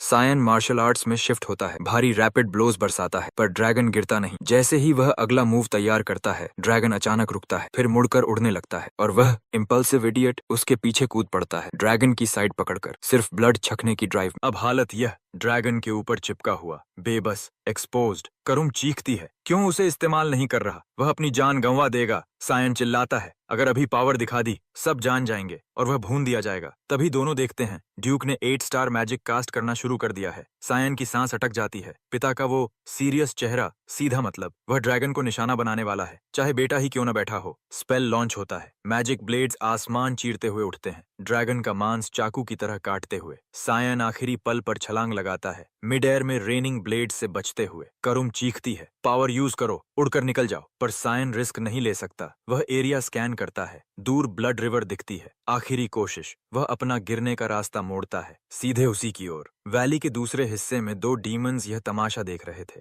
बड़ा डीमन कहता है, लगता है कोई यंग ड्रैगन मुसीबत में फंसा है। व्हाइट हेयर्ड डीमन बोलता है, नहीं, इसे किसी बेहद ताकतवर चीज ने डराया होगा, सिर्फ हाई लेवल बीस्ट ही ऐसा कर सकता है। एल्डर करेक्शन देता है, उस वैली का हिस्सा ह्यूमंस का है, लेकिन क्यूरियोसिटी है तो जा सकता है, बस कोशिश करना कि रास्ते में सबको मार न दे। छोटा डीमन पंख फैलाकर केओस की ओर उड़ जाता है। सायन किसी तरह गिरावट से बच जाता है, ब्लड रिवर से रेंग कर बाहर आता है, सांसें टूटती हुई। वह कारुम को चेक करता है, ठीक है या नहीं, लेकिन वह गुस्से में है, बोलने लायक नहीं। सायन उसे शांत होने को कहता है, जल्दी लौटेंगे, पर वह चेतावनी देती है, यह जगह डीमन टेरिटरी के बीचों बीच है। सायन हंस देता है, कहता है, इतनी भी बदकिस्मती नहीं कि इतने देर में किसी पावरफुल डीमन से टकरा जाए, लेकिन किस्मत वहीं स्लैप देती है। एक आवाज गूंजती है जो वह वर्षों से भूल नहीं पाया, विकैरियन की आवाज, डीमन किंग, अंधकार का चलता फिरता रूप, जिसने भी उसे देखा हमेशा कहा जैसे खुद डार्कनेस को देखते हों। वही मौजूदगी अब उसके सामने खड़ी है। सायन का शरीर इंस्टिंक्टिवली डिफेंस स्टैंस ले लेता है। वारियन क्रोधित होकर पूछता है, क्या वह मानव है? सायन तनाव में चुप। अगले ही पल डीमन किंग उसके सामने ब्लिंक करता है, क्लियरली लड़ाई का निमंत्रण। सायन रिफ्लेक्स में कारम से वार करता है, पर सिर्फ उसके बालों का थोड़ा हिस्सा कट पाता है। विकैरियन रुककर उसे देखता है, प्रभावित, इंट्रीग्ड। कारुम घबरा कर पूछती है, यह किससे लड़ने की कोशिश कर रहा है? सायन भारी आवाज में जवाब देता है, डीमन किंग। यह सुनते ही वह दहशत से कांप उठती है। करुम कहती है, उसकी करंट स्ट्रेंथ में डीमन किंग को हराना नामुमकिन है। अब वह ऐसी स्थिति में फंसा है जहां जीत नहीं, भागना भी मौत बुलाने जैसा। दिमाग एक पल को ब्लैंक। तभी वेलकैरियन उसे चौंकाता है, कहता है, रिलैक्स करो, वह किसी बच्चे को चोट नहीं पहुंचाएगा। फिर जमीन पर आराम से लेट जाता है, जैसे बात करने आया हो। सायन को यह बेहद अजीब लगता है, यह डीमन किंग के स्वभाव जैसा बिल्कुल नहीं। वारियन फिर पूछता है, क्या वह सच में ह्यूमन है और यहाँ कैसे पहुंचा? सायन बताता है, हाँ, वह ह्यूमन है और ब्लड रिवर में गिरकर यहाँ बह आया। लेकिन वेरियन संतुष्ट नहीं, उसे सायन से अजीब सी एनर्जी महसूस हो रही। पूछता है, क्या यह पहली बार आया है? सायन सिर हिलाता है, पर वेरियन का संदेह कम नहीं होता। फिर पूछता है, क्या उसने उसे पहले कहीं देखा? सायन इनकार करता है और वेरियन उस सिंसेरिटी को मान भी लेता है। आखिरकार उसने कभी मानव देखा ही नहीं, तो कोई उसे जान भी कैसे सकता है? लेकिन सायन के मन में शक बढ़ता है, क्या यह वही वर्कारियन है जिसे वह अपनी पिछली लाइफ से याद करता है? वह पूछता है, वह यहाँ आया ही क्यों? डीमन किंग जवाब देता है, इस दिशा से अनयूजुअल पावर सर्ज महसूस हुआ, रूलर होने के नाते जांचने आ गया। सायन कोई शौक नहीं दिखाता और यही वेरियन के शक को पुख्ता करता है। वह बात करता रहता है, पर सायन उसका रियल डिफरेंस देख रहा है। पास्ट लाइफ में यही आदमी दुनिया पर डीमन इन्वेजन लेकर आया था, लेकिन सामने खड़ा यह वेरियन केओस शुरू करने लायक बिल्कुल नहीं लगता। कुछ तो गलत हुआ था, कुछ जिसने उसे बदल डाला आखिर।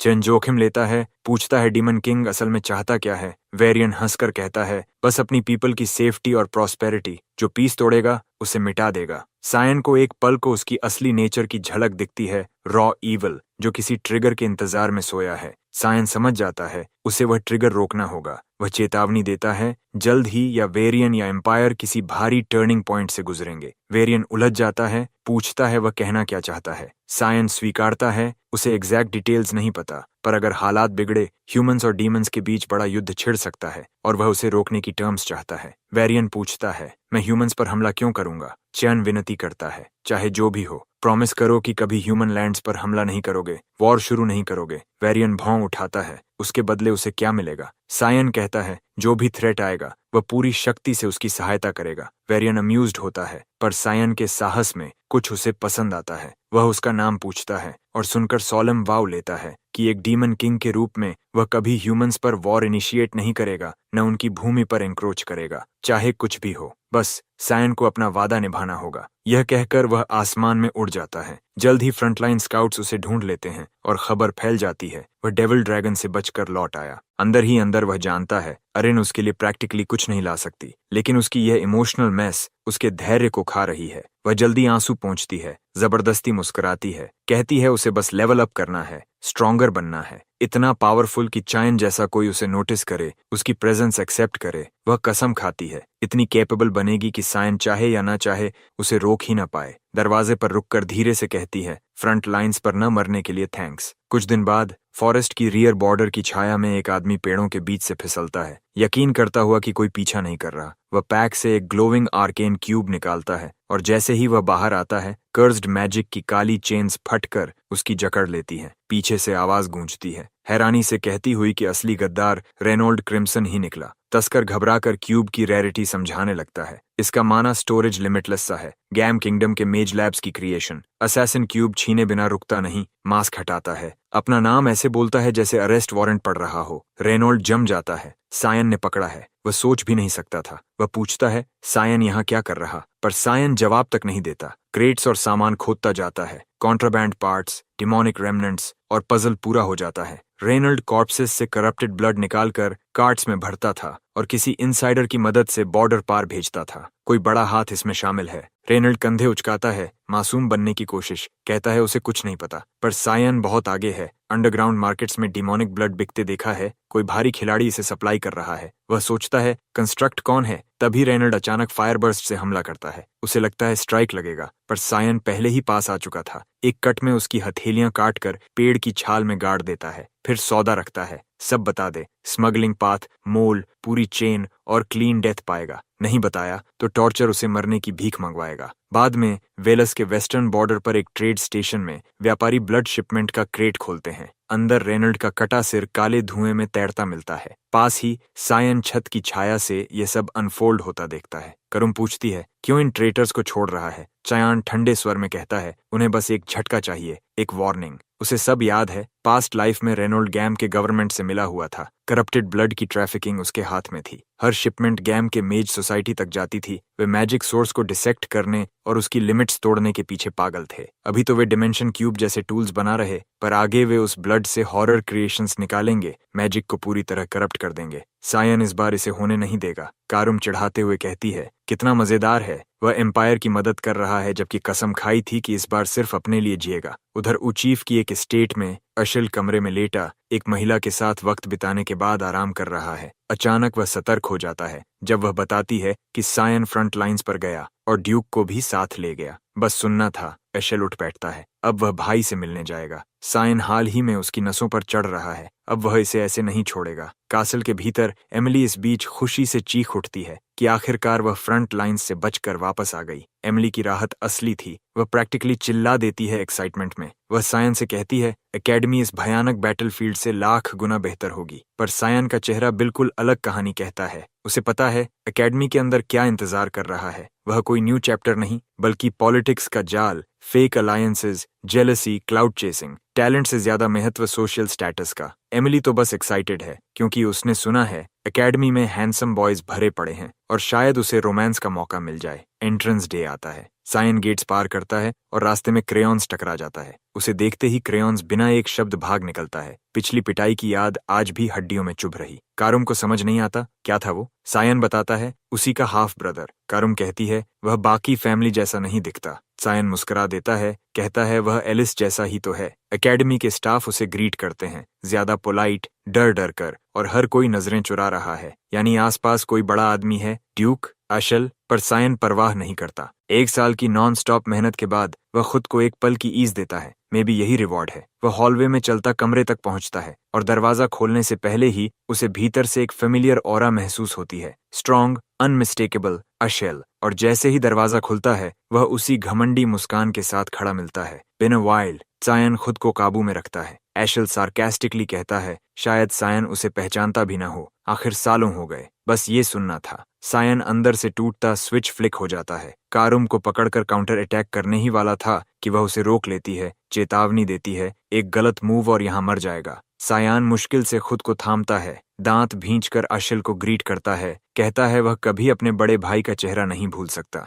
अशल हंसकर उसके बाल खुजलाता है, खुश कि उसे याद रखा। फिर आराम से कमरे में घूमता कहता है सुना है सायन लड़ाई में बहुत बेहतर हो गया, शायद बैटलफील्ड पर कुछ काम आ जाए। सायन मन में घृणा निगलकर कहता है हाँ, वह भी इंतजार कर रहा है, पर उसकी आंखों की नफरत सब कह देती है। अशल उसकी नजर पकड़ता है, कहता है बस मिलने आया था, बस इतना ही। लेकिन सायन जानता है अशल कभी भी छोटे लोगों पर समय नहीं फेंकता, अगर आया है तो वजह जरूर है। अजीब तरह से यही बात उसे काम कर देती है। दूसरे तरफ हॉलवे में एमिली उसका सामान ले आती है, चिल्लाते हुए कि वह मदद करने क्यों नहीं आया, पर जैसे ही कमरे के सामने पहुंचती है अचानक जम जाती है। वहां अशल बाहर निकलता है। वह एमिली को धक्का से इग्नोर करता हुआ कहता है उसे नजरअंदाज करो, वापस काम पर जाओ। उसके जाते ही एमिली फट पड़ती है, कहती है सायन ने उसे वार्न क्यों नहीं किया कि वह आ जाएगा। सायन बिना भाव के कहता है उसे अभी अकेला छोड़ दे। फिर वह बाथरूम में जाकर खुद को बंद कर लेता है, सिंक पकड़कर उल्टी करता है। दबाव, तनाव सब एक साथ टूट कर गिरता है। खुद को स्टेडी कर वह कारुम की ओर मुड़ता है, पूछता है उसने उसे रोका क्यों।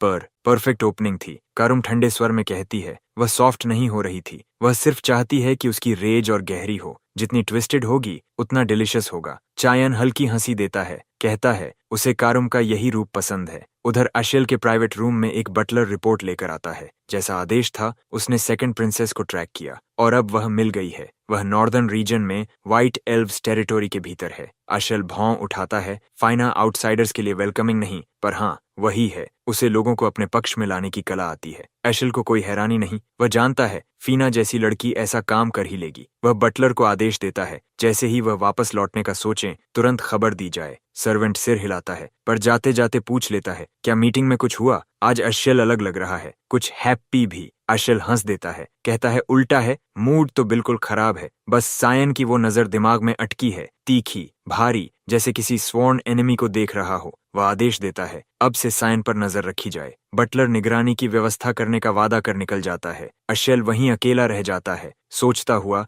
उसका छोटा भाई आखिर क्या छुपा रहा है। कास्टल के बाहर रॉयल नाइट्स की फॉर्मेशन तैयार खड़ी है, सायन को एकेडमी तक एस्कॉर्ट करने के लिए। एमिली पास खड़ी उदास, उसे नाइट्स के साथ जाने की अनुमति नहीं और यह उसे चुभ रहा है। सायन गुड बाय कहता है, उसे बिहेव करने और खुद का ध्यान रखने को कहता है। तभी वह उसे याद दिलाती है एकेडमी में अगर कोई परेशान करे तो हिम्मत मत हारना। सायान इस बात पर हैरान, क्योंकि ये वही एमिली है जो पिछली लाइफ में भी ऐसी ही थी, काइंड, कांस्टेंट, वही लड़की जिसने उसे बचपन में मौत से खींचकर बाहर निकाला था। वह 8 साल का था, तेज बुखार में टूटता, कोई देखने तक नहीं आया, बस एमिली। वह उसे पीठ पर उठाकर डॉक्टर तक भागी, रात भर उसके पास बैठी रही। अगर वह न होती वह शायद किसी अंधेरे कोने में मर चुका होता। काट से सिर निकालकर सायन मजाक में चिल्लाता है, वापस आया तो बिहेव न करने पर पनिशमेंट मिलेगी। एमिली हंसते रोते हाथ हिलाती है। सायन के लिए वह मेड कभी नहीं रही, वह उसके दिल के करीब है। काट में वापस बैठते ही सायन को कुछ ऑफ लगता है। एस्कॉर्ट में 6 नाइट्स सिर्फ एक व्यक्ति के लिए, बहुत संदिग्ध।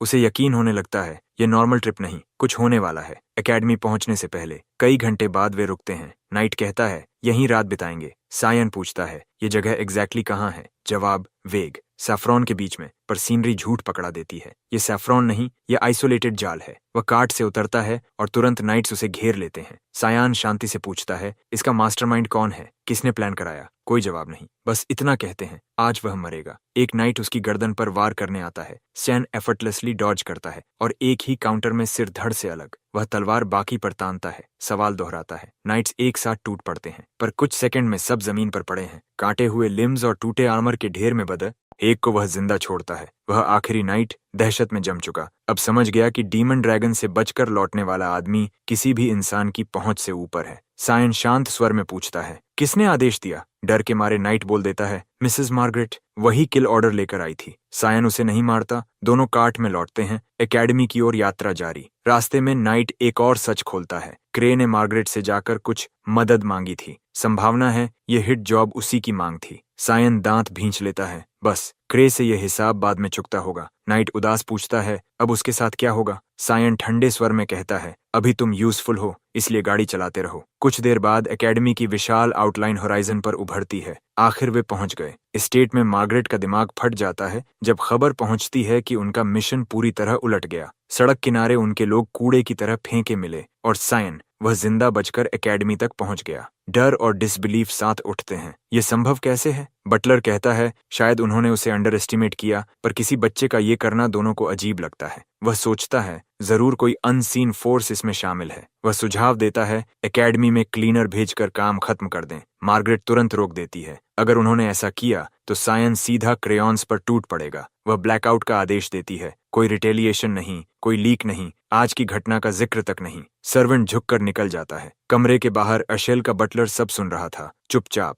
10 दिन हो चुके। सैफ्रॉन से सायन और ब्रायन निकले। अब तक मार्गरेट समझ चुकी होगी कि सायन जिंदा है, यानी एकेडमी का रास्ता अब सुरक्षित है। अब सायन को सोचना होगा ब्रायन का क्या करे। कुछ देर बाद जब सायन कार्ट में आराम कर रहा होता है, एस्कॉर्ट बताता है वे पहुंच गए। सायन बाहर देखता है। एकेडमी की इमारत नोस्टाल्जिया की लहर सी भर जाती है, अच्छी भी बुरी भी। वह अंदर जाता है, क्रेडेंशियल्स देता है और विस्पर्स उठते हैं। सायान वर्ट, वही, उसे डॉम भेजा जाता है। 2 दिन बाद एंट्रेंस सेरेमनी और एलिमेंटल असेसमेंट है। स्टाफ उसे ऑर्नेट की और सील्ड लेटर देता है। सायान पढ़कर हैरान, उसे पूरा रॉयल हॉल मिला है। उसके ब्लड लाइन में यह ऑनर किसी को नहीं मिला। साफ है, किसी बड़े हाथ ने यह सेट किया है। ब्रायन अंदर आता है। अब एस्कॉर्ट खत्म। सायन उसकी तरफ मुड़ता है। सेटल करने का समय। ब्रायन जानता है अब वह मरने वाला है, पर सायन उसे सोने की भारी थैली थमा देता है। यह पेमेंट है, नई जिंदगी शुरू करने के लिए काफी। ब्रायन की आंखें भर आती हैं। वह घुटनों पर गिरकर लाइफ टाइम सेवा की भीख मांगता है। सायन चौंक जाता है। कोई क्यों चाहता है यह?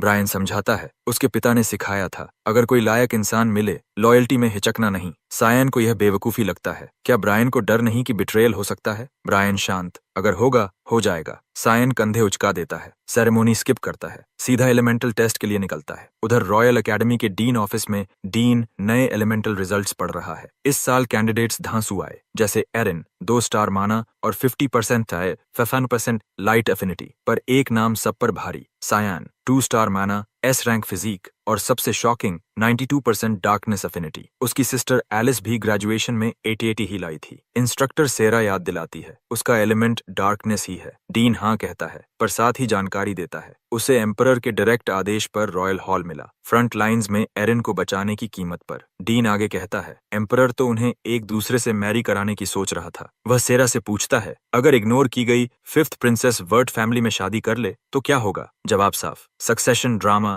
एम्पायर वाइड केओस, शायद सिविल वॉर। सेरा चेताती है, अति हो गई तो रियल्म टूट जाएगा। डीन हंसकर कहता है, अभी थोड़ी दूर की बात है, देखते हैं सायन एम्पायर का सेवियर बनता है या उसका डाउनफॉल। दूसरी तरफ सायन हॉलवे में चलता, अपने एलिमेंटल नंबर्स दिमाग में दोहराता। 92 देखकर अभी तक शॉक्ड, पास्ट लाइफ में बस 80 था। डिमोनिक ब्लड का असर साफ है। तभी सामने क्रेयॉन्स दिखता है। उसे देखते ही उसकी शक्ल ऐसी जैसे किसी भूत को देख लिया हो। वो झटके में है। उसे साफ दिख रहा था कि सायन मर चुका होगा। उसके बगल में वही गोल मटोल बदमाश पॉपर पनेरन, वही जिसने क्रे की तरह बचपन से उसकी जिंदगी झन्नुम बनाई थी। सायन के चेहरे पर सीधी चमक, बेहद जल्दी बदला चुकाने का मौका। पॉपर कुछ बोलने आगे बढ़ता ही है कि सायन एक ही किक में उसे दीवार पर चिपका देता है। पॉपर बेहोश गिर जाता है। सायन क्रेयॉन्स की तरफ मुड़ता है, शांत पर खतरनाक मुस्कान के साथ बोलता है, तेरे पीछे की चालों से मुझे कोई फर्क नहीं, पर अगर तू मेरी नजर में दोबारा आया, व्हीलचेयर में निकल जाएगा। क्रे वहीं ढह जाता है। सायन आराम से वहां से निकल जाता है, चेहरे पर घमंड, अंदर पूरा सेटिस्फैक्शन। दूसरी तरफ सैरा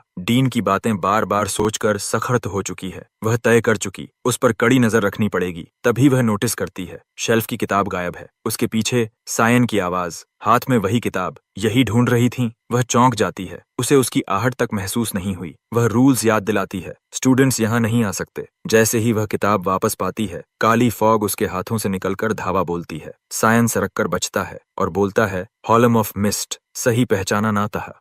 वह दंग, उसे कैसे पता? पिछले जीवन में उनका पहला सामना बिल्कुल सामान्य लगा था। वह उसके दिन के बारे में पूछती, कहती काउंसलिंग इंप्रूवमेंट के लिए जरूरी है, जबकि सायन उस वक्त रोज पब्लिक ह्यूमिलिएशन झेलता था एशेल के हाथों। उसने माना था 84% डार्कनेस एलिमेंट रेयर है और ह्यूमैनिटी इस एलिमेंट को समझती नहीं, इसलिए लोग इसे कम आंकते हैं। वह मुस्कुराई थी, कहती उसकी ग्रोथ लिमिटलेस है। सायन पूरी तरह बहक गया था। इंस्ट्रक्टर का एक्ट सब कवर था। असल में वह एकेडमी के बीचों बीच रॉयल भीड़ में छिपा हुआ एक असैसिन थी। उसका एक्सप्रेशन बदलता है। वह कहती, बाकी बात उसकी लैब में होगी। सायन थोड़ा हैरान, प्रिबेसले पीछे जाता है। लैब अंदर से उसी पुराने मेमोरी जैसा। वह टी का सिप लेता है और तुरंत पकड़ लेता है, इसमें पॉइजन मिला है। पसेसी अंश से देती है, पर सायन कंधे उचका देता है। डिमोनिक ब्लड पीने वाला पॉइजन से नहीं मरता, रेसिपी अपग्रेड करो। अब वह सच में शुक है। वह पूछती, उसे कैसे पता कि वह ऑर्डर्स लाइब्रेरी की स्पेसिफिक किताबों से लेती है? सायन कैजुअली कह देता है, जाहिर है मिस्ट का आदमी वही जानता है। अब वह उसे शक की नजर से देखती है। क्या सायन सच में मिस्ट का हिस्सा है? वह आगे बढ़कर ब्लफ तोड़ता है, याद दिलाता है कि जाने से पहले किसी ने पूछा था, एक रात काफी होगी और अब की नोबल्स रैंडम मर रहे हैं। प्यूरिफिकेशन प्रोजेक्ट शुरू हो चुका है। वह एक्ट करती है, मुझे कुछ नहीं पता। पर सायन मुस्कान के साथ बोलता है, मैं जानता हूँ। उसकी आंखें सखर्त, वह चेतावनी देती है, ज्यादा बोलने का पछतावा होगा। फॉग लैब में फैल जाती है। वह टेबल उठाकर उसके ऊपर फेंक देती है। सायन डॉज नहीं करता, सीधा घूंसा मारकर टेबल 2 टुकड़ों में फाड़ देता है। वह कहता है,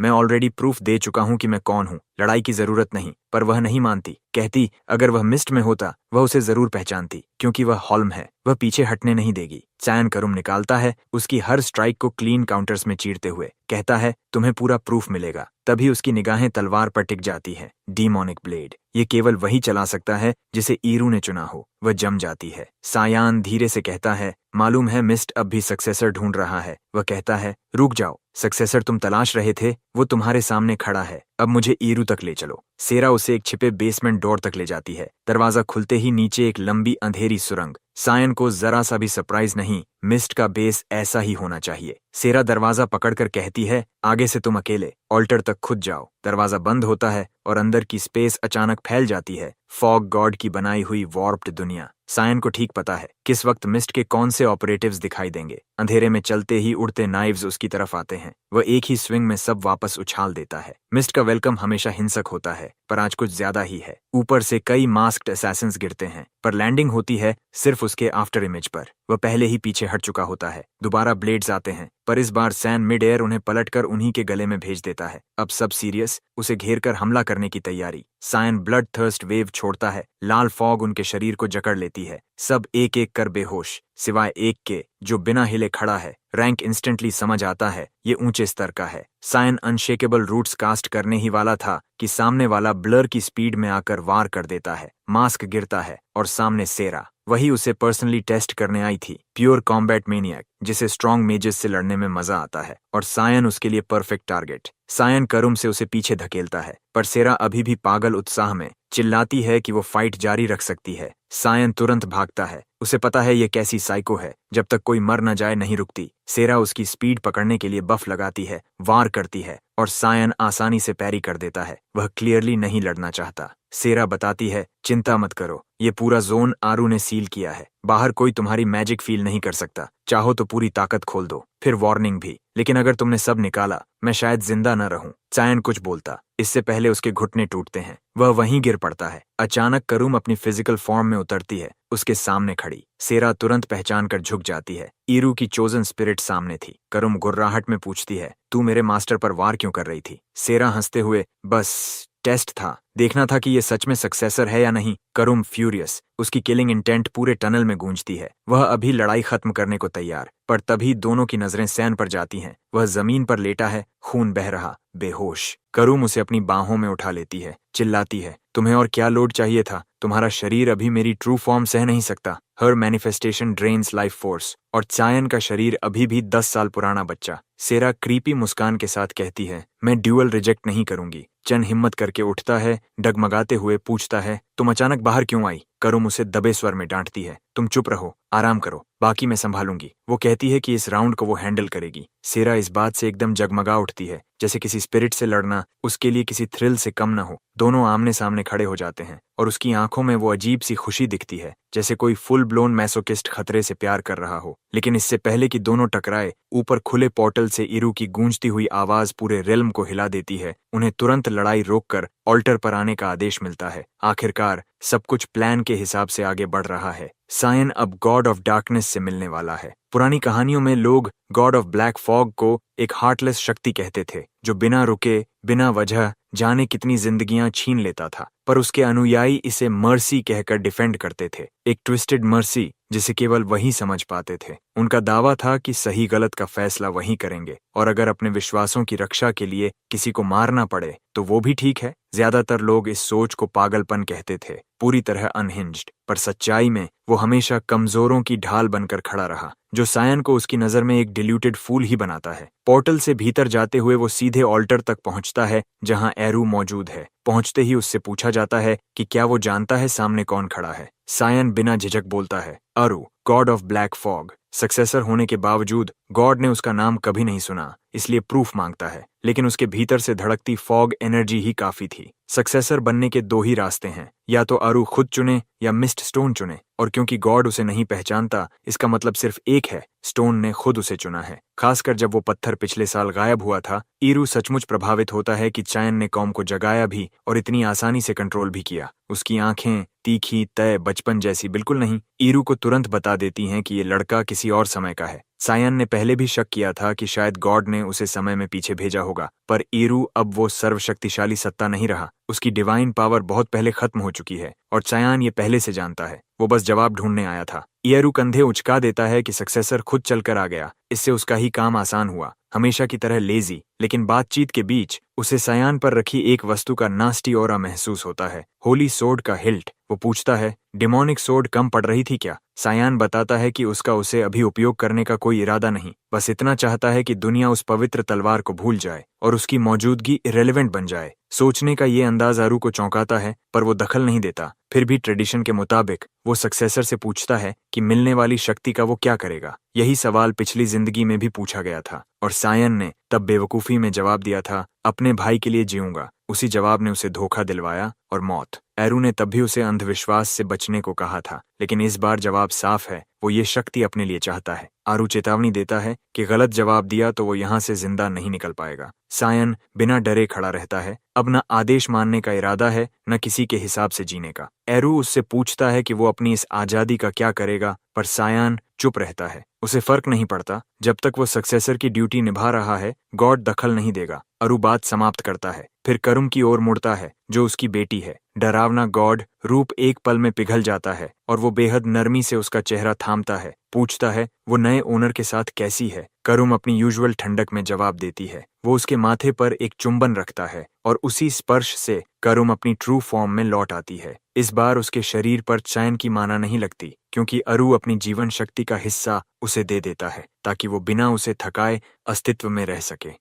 फिर वह मजाक करता है कि अगर वह अपने मास्टर के साथ फ्रीकी होना चाहती है तो उसे एक बॉडी चाहिए होगी। वह पूरी तरह फट पड़ती है, चिल्लाती है और उसे इतनी घिनौनी बात कहने के लिए फाड़ डालती है। सच कहें तो दोनों एक दूसरे के लिए बिल्कुल परफेक्ट हैं, वही केओटिक एनर्जी। अगले दिन रॉयल हॉल के अंदर ब्रायन पूछता है कि आखिर हो क्या रहा है। सायन भी उतना ही खोया है, बस सब अनफोल्ड होते देख रहा है। हॉल के बीच सैरा और कैम आमने सामने खड़े हैं। हर ग्लेयर के साथ टेंशन बढ़ती जा रही है। सोर्ड स्पिरिट उसे फिर उकसाता है, कहता है कंस्ट्रक्टर और सायन कितने सस्पिशियसली क्लोज होंगे अगर वह सुबह सुबह उसके रूम में चुपके से जा रही है। सैरा कोई रिएक्शन नहीं देती, बस शांत स्माइल देकर जाने देती है। फिर भी हवा भारी हो जाती है, जैसे दो वाइल्ड एनिमल्स लड़ाई से पहले एक दूसरे को तौल रहे हों। इसी ऑकवर्ड स्टैंड ऑफ के के बीच वह कहता है कि वह वॉक पर जा रहा है और ब्रायन को उनके बीच छोड़कर चला जाता है। बाहर एकेडमी ग्राउंड्स में सायन रूफटॉप पर बैठा स्टूडेंट्स को देख रहा है। कोई उसे देख नहीं सकता। यही उसकी एस्केप स्पॉट है। उसकी शांति ज्यादा देर नहीं रहती। हवा में खून की मेटालिक स्मेल फैलती है। नीचे कुछ बड़े स्टूडेंट्स एक छोटे बच्चे को घेर कर बेरहमी से पीट रहे हैं। उनमें से एक एक्सपेरिमेंट करने की बात करता है और बाकी बिना सवाल माने जाते हैं। ब्लॉन्ड लड़का माना का ग्लोइंग स्फीयर बनाता है और बच्चे का मुंह खोलकर उसे जबरदस्ती खिलाने वाला होता है। तभी एक तेज आवाज आती है, बैक ऑफ। प्रिंसेस एरन आगे बढ़ती है, उसके वर्ड्स फ्लेयर करते हुए नोबल्स को डांटती है कि हेल्पलेस पर हमला कैसे कर सकते हो। लीडर सीधा खड़ा होकर अपना नाम बताता है, बैरेट लुइस मिल, गैम किंगडम के ड्यूक का बेटा, और पूछता है कि वह कौन है। वह सख्त एक्सप्रेशन के साथ अपना नाम बताती है, एरन, यूशिफ एम्पायर की 5th प्रिंसेस। बैरेट पर कोई असर नहीं होता। वह छाती चौड़ी करके इंटिमिडेशन की कोशिश करता है। वह उसका हाथ शेक करने से मना कर देती है और कहती है कि वह सब एकेडमी को रिपोर्ट करेगी। वह ऑकवर्ड तरीके से हालात को नॉर्मल दिखाने की कोशिश करता है और लड़की की तरफ इशारा करके कहता है कि यह मिसअंडरस्टैंडिंग है। पता चलता है बच्चा एक्चुअली एक लड़की है। उसके अनुसार कोई हार्म नहीं हो रहा। वह कहता है कि लड़की खुद बोल देगी। लड़की कांपते हुए ब्रूज्ड हालत में कहती है कि सब ठीक है और एरन को जाना चाहिए। वह क्लियरली डर की वजह से झूठ बोल रही है। एरन उसे ले जाने लगती है। तभी बैरेट उसका हाथ पकड़कर रोकता है और कहता है कि लेक्सिमस ने अपनी चॉइस कर ली है। जैसे ही हालात बिगड़ने वाले होते हैं, सायन कदम रखता है, उसकी टांगें उड़ाकर उसे जमीन पर पटक देता है। उसका इन्फ्लेटेड ऑरा उसी पल गायब हो जाता है। सायन एक नजर में लेक्सिमस को पहचान लेता है। उसे भूलना मुश्किल है। उसके साथ उसकी पास्ट लाइफ में ब्रूटल डेथ मैच हुई थी। वह कॉन्टिनेंट की टॉप सोर्ड्स वुमन थी। उशिफ एम्पायर में जन्मी, पर ग्रेजुएशन के बाद मेसी घटनाओं के चलते गैम के काउंट क्लाइन के घर डिफेक्ट हो गई थी। वह ड्यूअल लंबा और सैवेज था। सायन को उसे असैसिनेट करने का आदेश मिला था, लेकिन उसने इसे फॉर्मल चैलेंज में बदला। उसे इससे कोई फायदा नहीं हुआ, पर उसने वह सम्मान कमाया था। वह कभी माना इस्तेमाल नहीं करती थी, फिर भी बेस्ट सोर्ड यूजर थी, इसलिए उसने उसे सीधे मुकाबले में लड़ा। बैरेट उठकर खुद को झाड़ता है और सायन की आंखों में देखता है। उसे पता है वह किससे उलझा है, एक बैटलफील्ड सर्वाइवर जिसने ड्रैगन तक का सामना किया है। लड़ाई शुरू करने के बजाय वह उन्हें अपने गेम में जगह देने की बात करता है। इसे माना मार्बल्स कहते हैं, एक ट्विस्टेड पास टाइम जिसमें किसी के मुंह में माना ऑर्ब्स ठूंस दिए जाते हैं जब तक उसकी इंटरनल माना खुद से फट न जाए। वे सायन के लिए थ्रेट नहीं है, लेकिन वह लड़ाई के मूड में भी नहीं है, तो वह एक डराने वाला तरीका अपनाता है। हाथ में एक माना मार्बल बनाता है और उसे बढ़ाते बढ़ाते एक गाय जितना बड़ा गुब्बारा बना देता है। फिर शांत स्वर में धमकी देता है कि चाहे तो उन्हें यही फोर्स फीड कर दे। वे लेक्सिमस को डॉर्म्स में चेकअप के लिए ले जाते हैं। बाहर से वह ठीक लगती है, पर उसकी इंटरनल इंजरीज ठीक होने में कुछ दिन लगेंगे। एरन बिस्तर के पास खड़ी रहती है, प्राउड और स्टेडी, और उसे आराम करने को कहती है। वह कहती है कि यह सब करना जरूरी था, और लेक्सिमस उन्हें कुछ भी नहीं देती। फिर मजाक में बोलती है कि कैसे वे कावर्ड सायन को देखते ही भाग गए। कमरे के दूसरे छोर पर सायन चुप रहता है, याद करते हुए कि वह कितनी टफ थी। क्रैक्ड रिब्स, कंकशन, फिर भी लड़ती रही। महाद्वीप की सबसे बेहतरीन सोर्ड्स वुमन से यही उम्मीद होती है। वह उसे घूरते पकड़ लेती है और पूछती है कि क्या वे पहले मिले हैं। वह माफी मांगता है और कहता है नहीं, हालांकि यह झूठ है। एरन पूछती है कि उसका कमरा कहाँ है। वह उसे वापस छोड़ना चाहती है ताकि वे लोग फिर पास न आए। लेक्सिमस बताती है कि वह कॉमनर हॉल में रहती है। यह सुनकर एरन रुक जाती है। वह बोल पड़ती है, वेट, तुम पेजेंट हो? लेक्सिमस सिर हिलाती है। वह एकेडमी में इंस्ट्रक्टर वेलिन की वजह से आई थी, जिन्होंने उसकी फीस देने का वादा किया था, पर बिना किसी कारण बताए उनके जाने के बाद वह बिना सपोर्ट के रह गई है। सायन सुझाव देता है कि वह एकेडमी छोड़ दे, यहाँ हालात बेहतर नहीं होने वाले। एरन उसका चेहरा देखती है, थोड़ा परेशान। वह टोन बदलकर कहता है कि एरन उसे सर्वेंट की तरह ले ले, उसके साथ रहकर ट्रेनिंग करे और सोर्ड्समैनशिप सीखे। लेक्सिमस हैरान रह जाती है। वह सोच रही थी कि वह उसे लड़का समझते हैं, पता चलता है किसी ने उसे बताया ही नहीं। वह माफी मांगती है। वह बॉयज कपड़े पहनती है, बाल छोटे रखती है, इसलिए लोग गलत समझते हैं। एरन को थोड़ी शर्म आती है, पर वह इसे नजरअंदाज करती है। उसे यह आइडिया पसंद आता है। अगर लेक्सिमस उसके प्रोटेक्शन में रहेगी तो कोई उसे छू भी नहीं पाएगा। वह स्कूल में रह सकती है, पढ़ सकती है, आराम से जी सकती है और शांति से ट्रेनिंग कर सकती है। लेक्सिमस उसका धन्यवाद करती है और वादा करती है कि वह उस प्रोटेक्शन के लायक बनेगी। वह सायन को धन्यवाद देने मुड़ती है, पर वह जा चुका होता है। बिना कुछ कहे निकल गया। उसके लिए इतना काफी था। अब सायन समझ जाता है कि लेक्सिमस ने एम्पायर क्यों छोड़ा और दुश्मन के लिए क्यों लड़ी। इसका कारण बैरेट था। उसी की वजह से उसने अपनी माना खोई थी, लेकिन अब उसने माना नहीं खोई। तो सवाल ये है कि सोर्ड स्किल और माना दोनों के साथ वह कितनी ताकतवर बन सकती है। शायद इतनी कि सायन को भी चुनौती दे सके। पर यह बात की चिंता है। उसे अभी अपनी पहली मिशन मिली है। मिस्ट का सदस्य बनने के बाद सुबह हॉल मास्टर सेरा ने उसे उसका टारगेट दिया था। एक नया असैसिनेशन उसका इंतजार कर रहा है। पहला मिशन ही काफी मुश्किल था और वह सोच रहा है कि आगे यह कितना खराब होने वाला है। जैसे ही वह कॉरिडोर से गुजरता है, अचानक एक क्रैश गूंजता है और दीवार का हिस्सा फटकर बाहर उड़ जाता है। मलबे से एक विशाल आकृति बाहर निकलती है, चौड़ी कंधों वाली, टावरिंग। पहला विचार आता है कि शायद कोई डीमन एकेडमी में घुस आया है। फिर वह पूछता है, क्या वह सायन वर्ट है? एस रैंक बॉडी टाइप वाला, वर्ट ब्लड लाइन का सबसे कम उम्र का सदस्य। पता चलता है वह बीस्ट नहीं है, बस एक और 11 ईयर ओल्ड सेथ चिहारकिन। उसने बैटलफील्ड की कहानियां सुनी हैं। वह बच्चा जिसने ड्रैगन से लड़कर जिंदा निकला, पर जिसने सचमुच उसका ध्यान खींचा वह सायन का एस रैंक फिजिक था। इसलिए वह यहाँ आया है, सिर्फ हाथ आजमाने और खुद को मापने के लिए। सायन उसकी यूनिफॉर्म पर लगा एम्बलम देखता है और पहचान लेता है, स्पाया एम्पायर, महाद्वीप के पूर्वी किनारे पर स्थित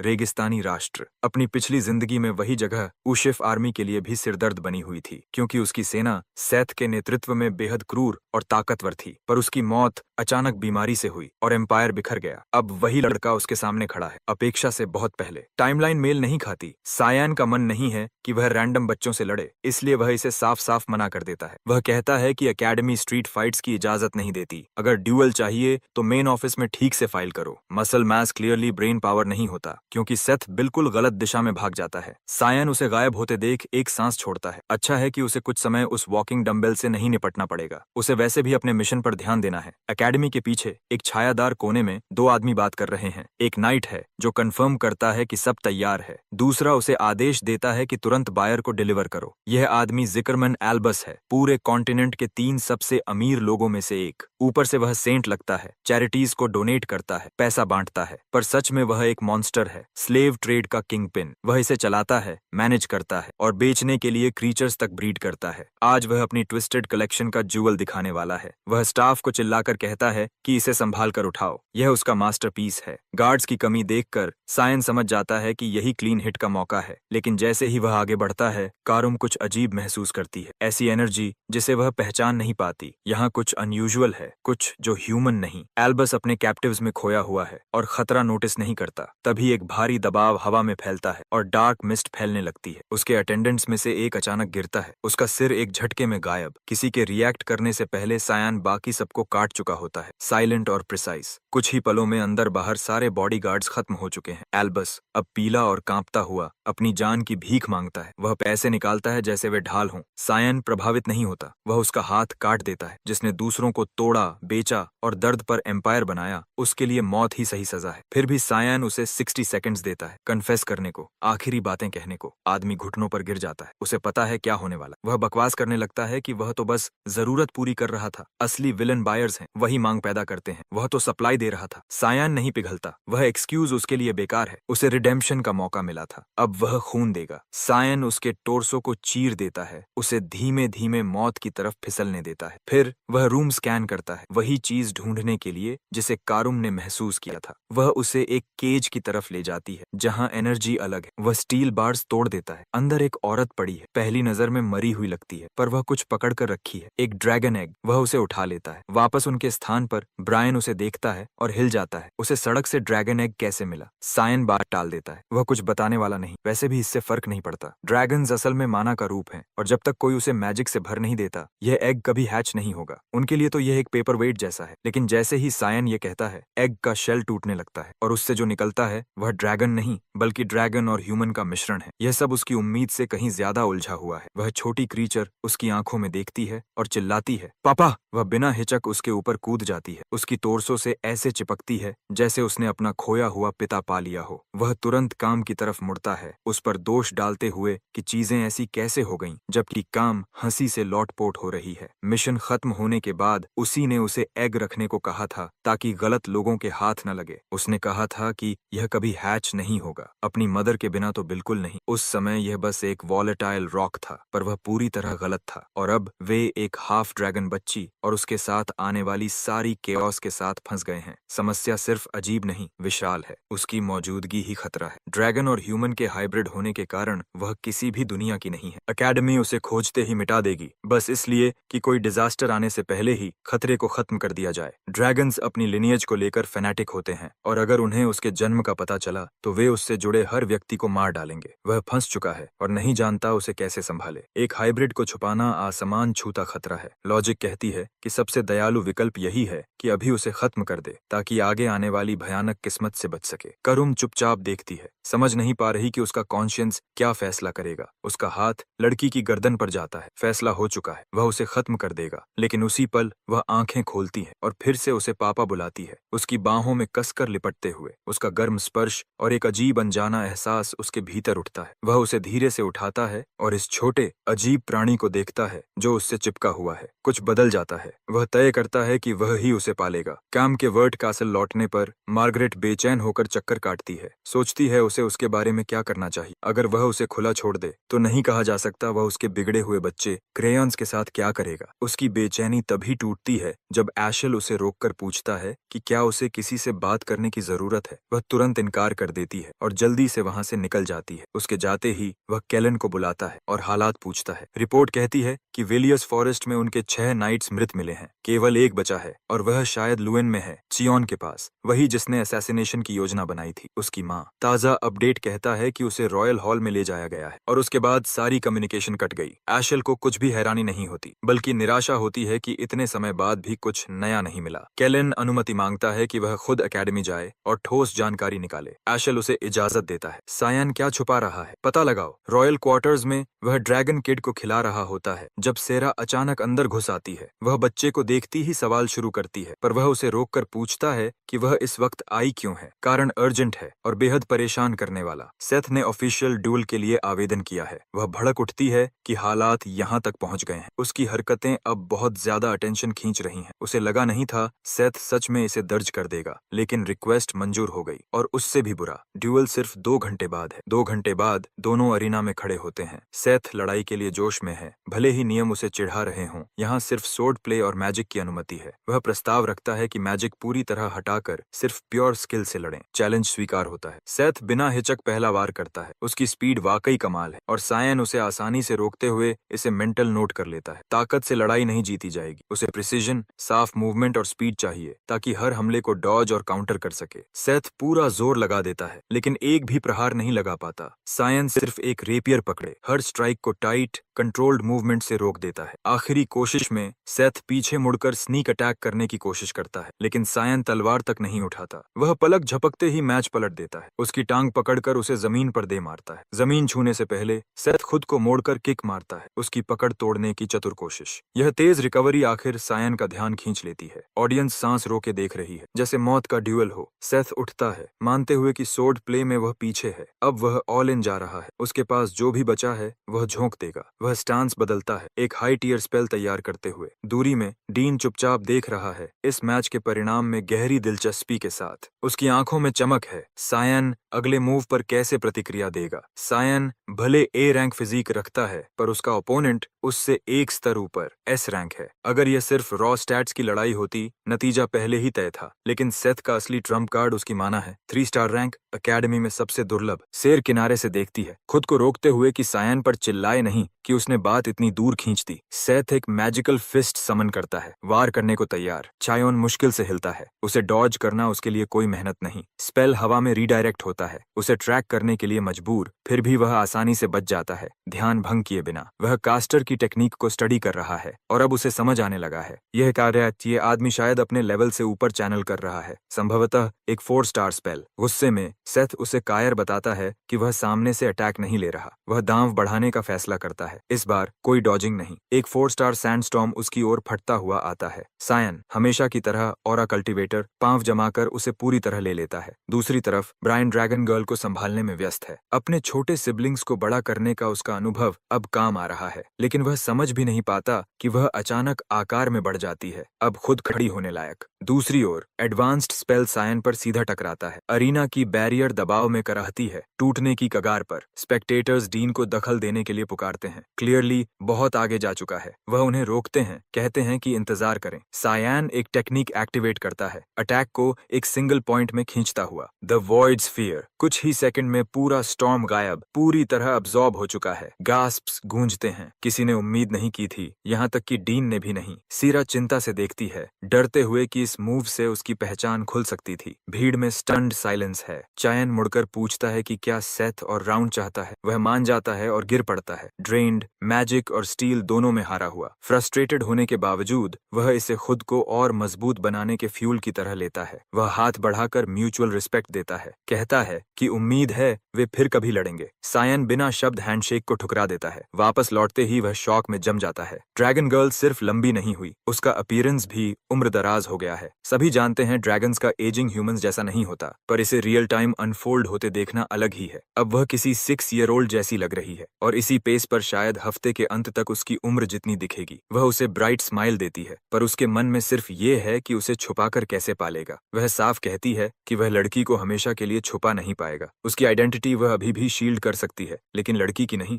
फिर वह उसे लड़ाई के दौरान इतना तमाशा करने पर डांटती है। वह यह भी देख लेती है कि लड़की कितनी बढ़ चुकी है थोड़े समय में। फिर रबे, यह उसी की समस्या है। उसने चुना है और अब संभालना भी उसी को है। इसे साथ घुमाना सबको खतरे में डाल सकता है। वह उसकी परवरिश की पूरी जिम्मेदारी लेता है। पहले ही कमरे के चारों ओर मैजिक बैरियर लगा चुका है ताकि न कुम और न लड़की डिटेक्ट की जा सके। यह सेटअप सेरा की चिंता कम कर देता है। जाने से पहले वह उसे क्रिम्सन एनवेलप देती है और चेतावनी देती है कि फिर ऐसा स्टंट न करे। अंदर ड्यूल के दौरान परेशानी पैदा करने की फॉर्मल रेप्रिमांड है और धमकी कि उसे एक्सपेल्ड किया जा सकता है। लड़की ऊपर देखती है और मासूमियत से पूछती है कि क्या वे अब सड़कों पर रहेंगे। वह शांत होकर उसे भरोसा दिलाता है, कुछ नहीं होगा, वह स्कूल के साथ सब ठीक कर देगा। उसे पहले ही पता है कि डीन ने इसे पर्सनली भेजा है, एडमिन ने नहीं। मतलब यह सजा कम और समन ज्यादा है। अपने पिछले जीवन में वह इसी डीन के पास गया था नाइट्स ऑफ लाइट में एंट्री मांगने। उसने पिता की इच्छा मानकर भाई के आदेशों के सामने झुकने का फैसला किया था। डीन ने इस फैसले को सपोर्ट नहीं किया था। वह जानता था यह उसके लिए सही रास्ता नहीं, लेकिन रोक भी नहीं पाया। एंट्री देने से ठीक पहले डीन ने उसे चेतावनी दी थी, उस राह पर कोई फायदा नहीं। चाहे नतीजा कैसा भी हो, अंत में वह खाली ही लौटेगा। दूसरों की पपेट जैसी जिंदगी में अंत जो भी हो, रिजेंटमेंट हमेशा भाई पर लौटेगा। यही डीन ने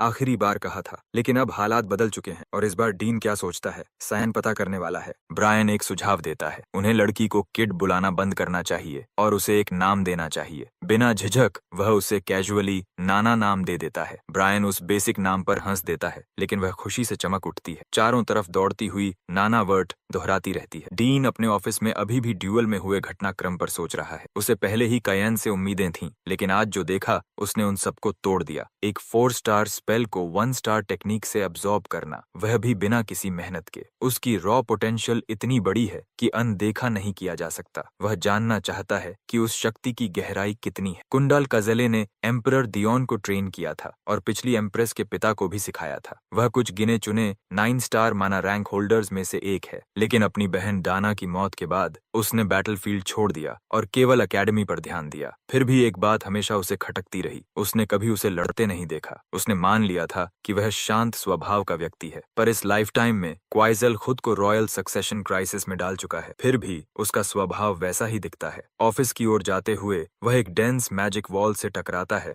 जो रास्ता रोक रही है। डीन को साफ पता था कि वह आएगा और यह 9 स्टार वार्ड उसे परखने के लिए लगाया गया था। ऑफिस से डीन इंतजार करता है कि चैलेंजर इसे कैसे संभालता है। केवल सक्षम मेज ही इसे तोड़ पाएगा। वह चैलेंज को मानता है, पर बैरियर तोड़ने के बजाय बिल्डिंग का चक्कर लगाकर पीछे की खिड़की से अंदर घुस जाता है। वह खुद को इंट्रोड्यूस करके बताता है कि वह वार्निंग लेटर के बारे में आधिकारिक शिकायत करने आया है। डीन कन्फ्रंटेशन स्वीकार करता है और पूछता है समस्या क्या है। चिया बताता है कि पत्र सीधे उसी से आया था, लेकिन हालात देखकर अब उसे यकीन हो गया है यह सिर्फ उसे टेस्ट करने का जाल था। डीन इसे नकारता नहीं, वह मानता है कि ट्रायल ज्यादा था, लेकिन सायन उसे पास कर चुका है। फिर भी वार्निंग बनी रहेगी। वह दोहराता है, वह वार्निंग वापस नहीं ले रहा। चायन उससे एक सवाल पूछता है, क्या डीन एम्पायर को एक्सपैंड करना चाहता है या अपने परिवार की लेगेसी की रक्षा करना चाहता है। वह इसे गट्सी सवाल कहता है, लेकिन दावा करता है कि उसे इनमें से किसी से फर्क नहीं पड़ता। सायन बात नहीं मानता। अगर एम्परर डायोन मर गया और तीसरा या चौथा प्रिंस पहले प्रिंस के ऊपर थ्रोन के लिए दावा करें तो क्या डीन कोई पक्ष नहीं लेगा। डीन का स्वर तेज हो जाता है। वह गुस्से में कहता है कि सायान घमंडी हो रहा है। वह कहता है कि कायन एशल का पॉन था, लेकिन उसकी नजर में डीन भी कुछ बेहतर नहीं। पिछली जिंदगी में वह एजरियल का पपेट था और उसके सामने वाला आदमी भी उतना ही नियंत्रित लगता है। डीन मेज पर हाथ मारता है, आवाज ऊंची हो जाती है। क्या उसे लगता है कि 100 साल की शांति इतनी आसानी से टूट जाती है। वह सोचता था कि सायन प्रोडिजी है, लेकिन अब उसे बस एक नाइव इडियट दिख रहा है। फिर वह एक और सवाल फेंकता है, क्या वह सच में सोचता है कि पहले प्रिंस और दूसरी प्रिंसेस की मां बीमारी से मरी थी। क्या उसे लगता है कि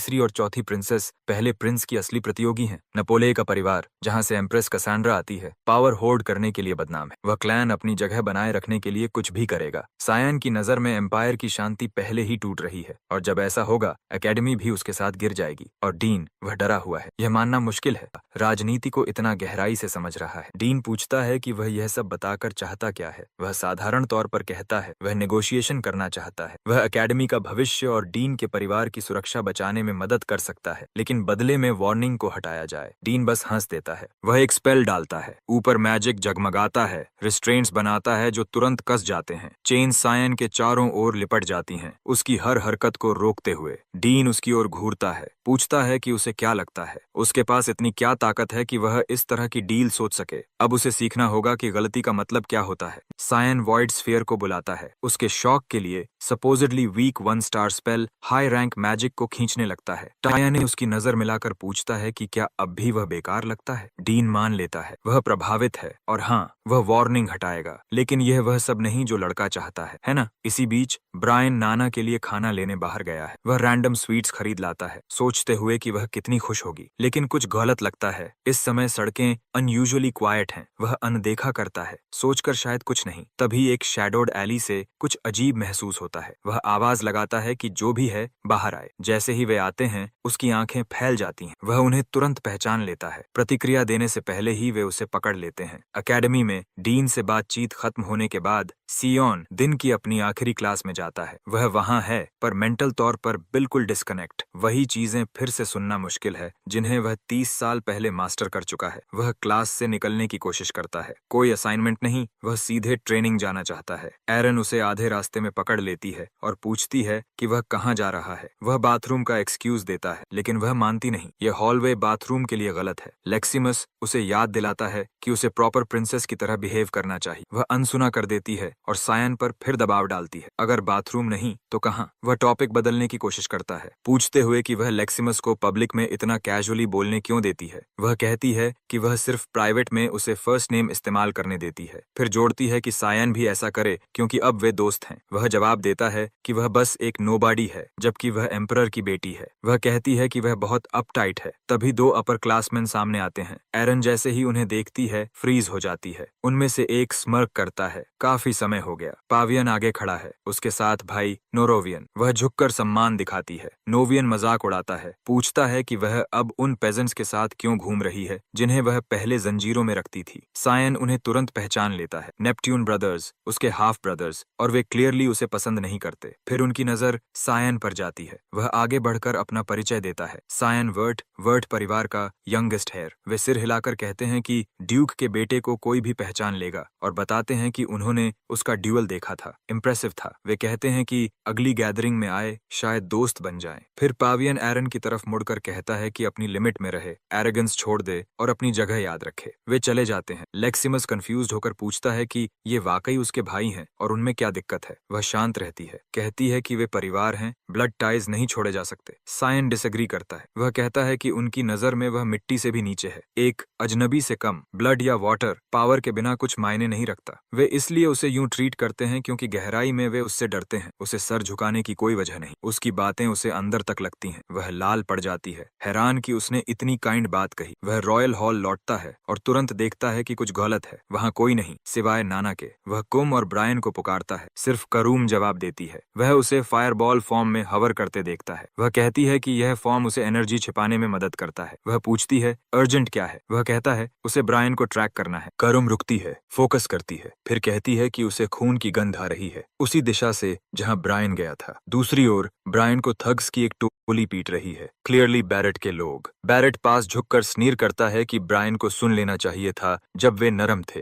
अब वे नहीं रुकेंगे। वे कहते हैं कि वे उसे काट काट कर कायन को भेज देंगे, सिर्फ इसलिए कि उसने उनके सामने बोल्ड एक्ट किया। ब्रायन हंसता है, बिल्कुल डरे बिना, और कहता है कि उनके पास अब भी कुछ नहीं, यही आखिरी हद थी। बैरेट आपा खो देता है और आदेश देता है उसे मार दो। वे अपनी तलवारें उठाते हैं, वार करने ही वाले होते हैं कि सायन तीखा सवाल फेंकता है कि वे कर क्या रहे हैं। बैरेट आवाज सुनते ही जम जाता है। वह ठीक पहचानता है ये किसकी आवाज है। रैंक मेज ब्रायन की हालत देखता है। वह बुरी तरह टूटा पड़ा है, बोल तक नहीं पा रहा। एल्डेस्ट लुइस स्माइल इसे परफेक्ट मौके के रूप में देखता है और गुर्राकर सायन को धमकी देता है कि वह उसके ऑर्गन्स निकाल देगा। दूसरी ओर सायन हल्की मुस्कान देता है, लड़ाई का स्वागत करता है। फिर फॉग एथ फॉर्म असॉल्ट छोड़ते हुए नाइट्स को कुछ ही सेकंड में टुकड़ों में बदल देता है। बैरेट स्तब्ध खड़ा है। हर भाड़े का सैनिक उसकी आंखों के सामने मर चुका है। उससे ऐसा प्रतिद्वंदी हरगिज नहीं संभलेगा। सायन की ताकत उसकी समझ से कहीं परे है। वह हड़बड़ाकर स्पेल डालने की कोशिश करता है, पर सायन की एक जोरदार किक उसे हवा में उछाल देती है। मेज नीचे खड़े होकर पूछता है कि कमजोर लोगों को पीटना ही क्या उसका आइडिया ऑफ फन है। बैरेट खांसते हुए हंसता है और कहता है कि हाँ, ये उसकी हॉबीज में से एक है। पूछता है क्या कायन उसे इसी वजह से मारने वाला है। बैरेट लुइस स्माइल परिवार का एयर, गारम किंगडम का शैडो रूलर, जिसकी क्रुएल्टी मशहूर है, जानवरों को जलाना, छात्रों की हत्या, ये सब उसके पास्ट क्राइम्स थे।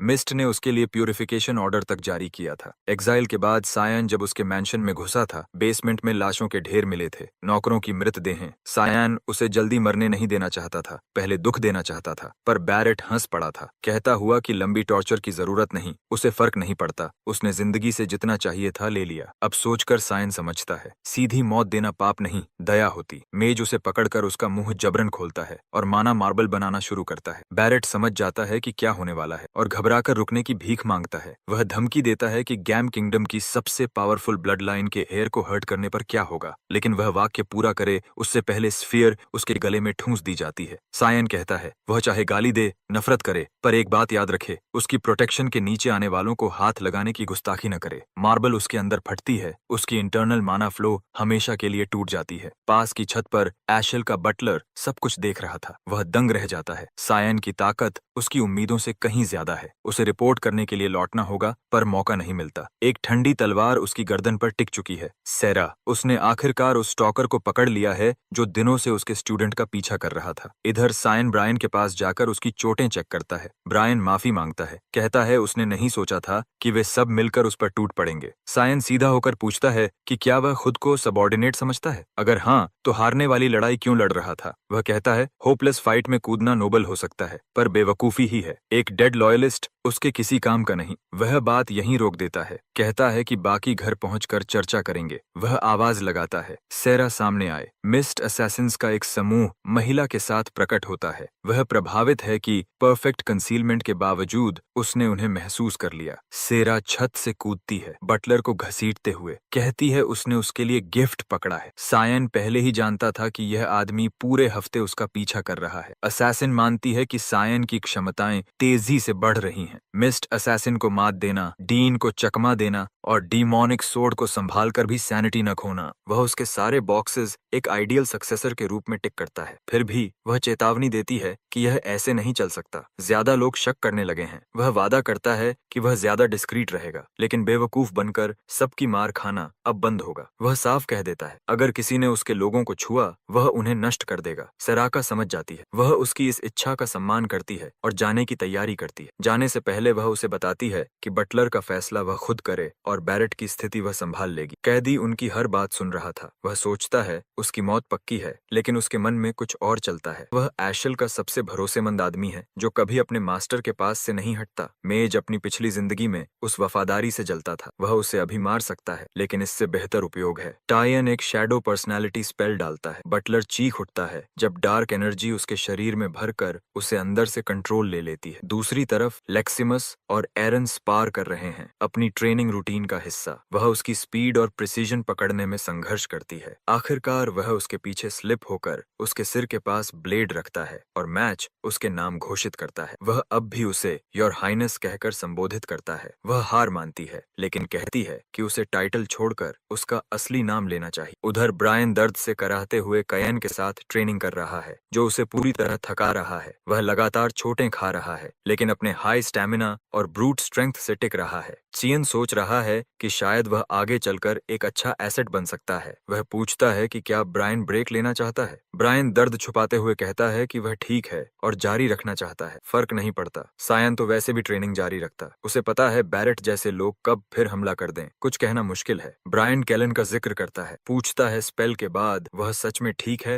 या नहीं। चियन कहता है चिंता मत कर, अब कैलन उनके साथ है। वह स्पेल समझाता है। यह किसी की पर्सनैलिटी छीनकर उन्हें बाहरी कंट्रोल में डाल देता है। उसने इसे सिर्फ एक बार पिछली जिंदगी में इस्तेमाल किया था। सायन सीधे कैलन से पूछता है अब वह कौन है। नाइट बिना झिझक जवाब देता है वह कैलन डिएगो है, वेलस का गार्डियन जिसे निगरानी के लिए भेजा गया था। फिर सायन पूछता है उसका मास्टर अब कौन है। कैलन कहता है पहले अशल था लेकिन अब नहीं, अब वह टायाने की सेवा करना चाहता है। टायाने हल्की मुस्कान देता है और कहता है कि अगला संदेश ठीक उसके शब्दों में पहुंचाना। कैलन सिर हिलाता है। ट्रेनिंग फील्ड पर एरन पूछती है क्या टायन ट्रेनिंग के लिए आया है। वह एनोड करता है और वही सवाल लौटाता है। वह कहती है कि वह हर वीकेंड लेक्सिमस के साथ ट्रेनिंग करती है, खासकर पिछले सप्ताह की उथल पुथल के बाद। बैरेट इन्फर्मरी के बाहर कोलैप्स्ड मिला था, पूरी तरह टूटा हुआ, और कोई उससे कुछ नहीं निकलवा पाया। असल में वह बोलना नहीं चाहता था। सेरा ने उसकी मेमोरी मिटा दी थी, और सिर्फ इतना ही नहीं, वह अब कभी मैजिक भी नहीं कर पाएगा। फिर भी जो चीज सायन को चौंकाती है वह लेक्सिमस की रिएक्शन है। उसे लगा था वह संतुष्ट होगी, पर उसके एक्सप्रेशन में कुछ और है। तभी नाना आसमान से गिरती हुई उसका नाम चिल्लाती है। लगता है करुम ने उसे फिर अकेला छोड़ दिया। छोटी हाफ ड्रैगन लड़की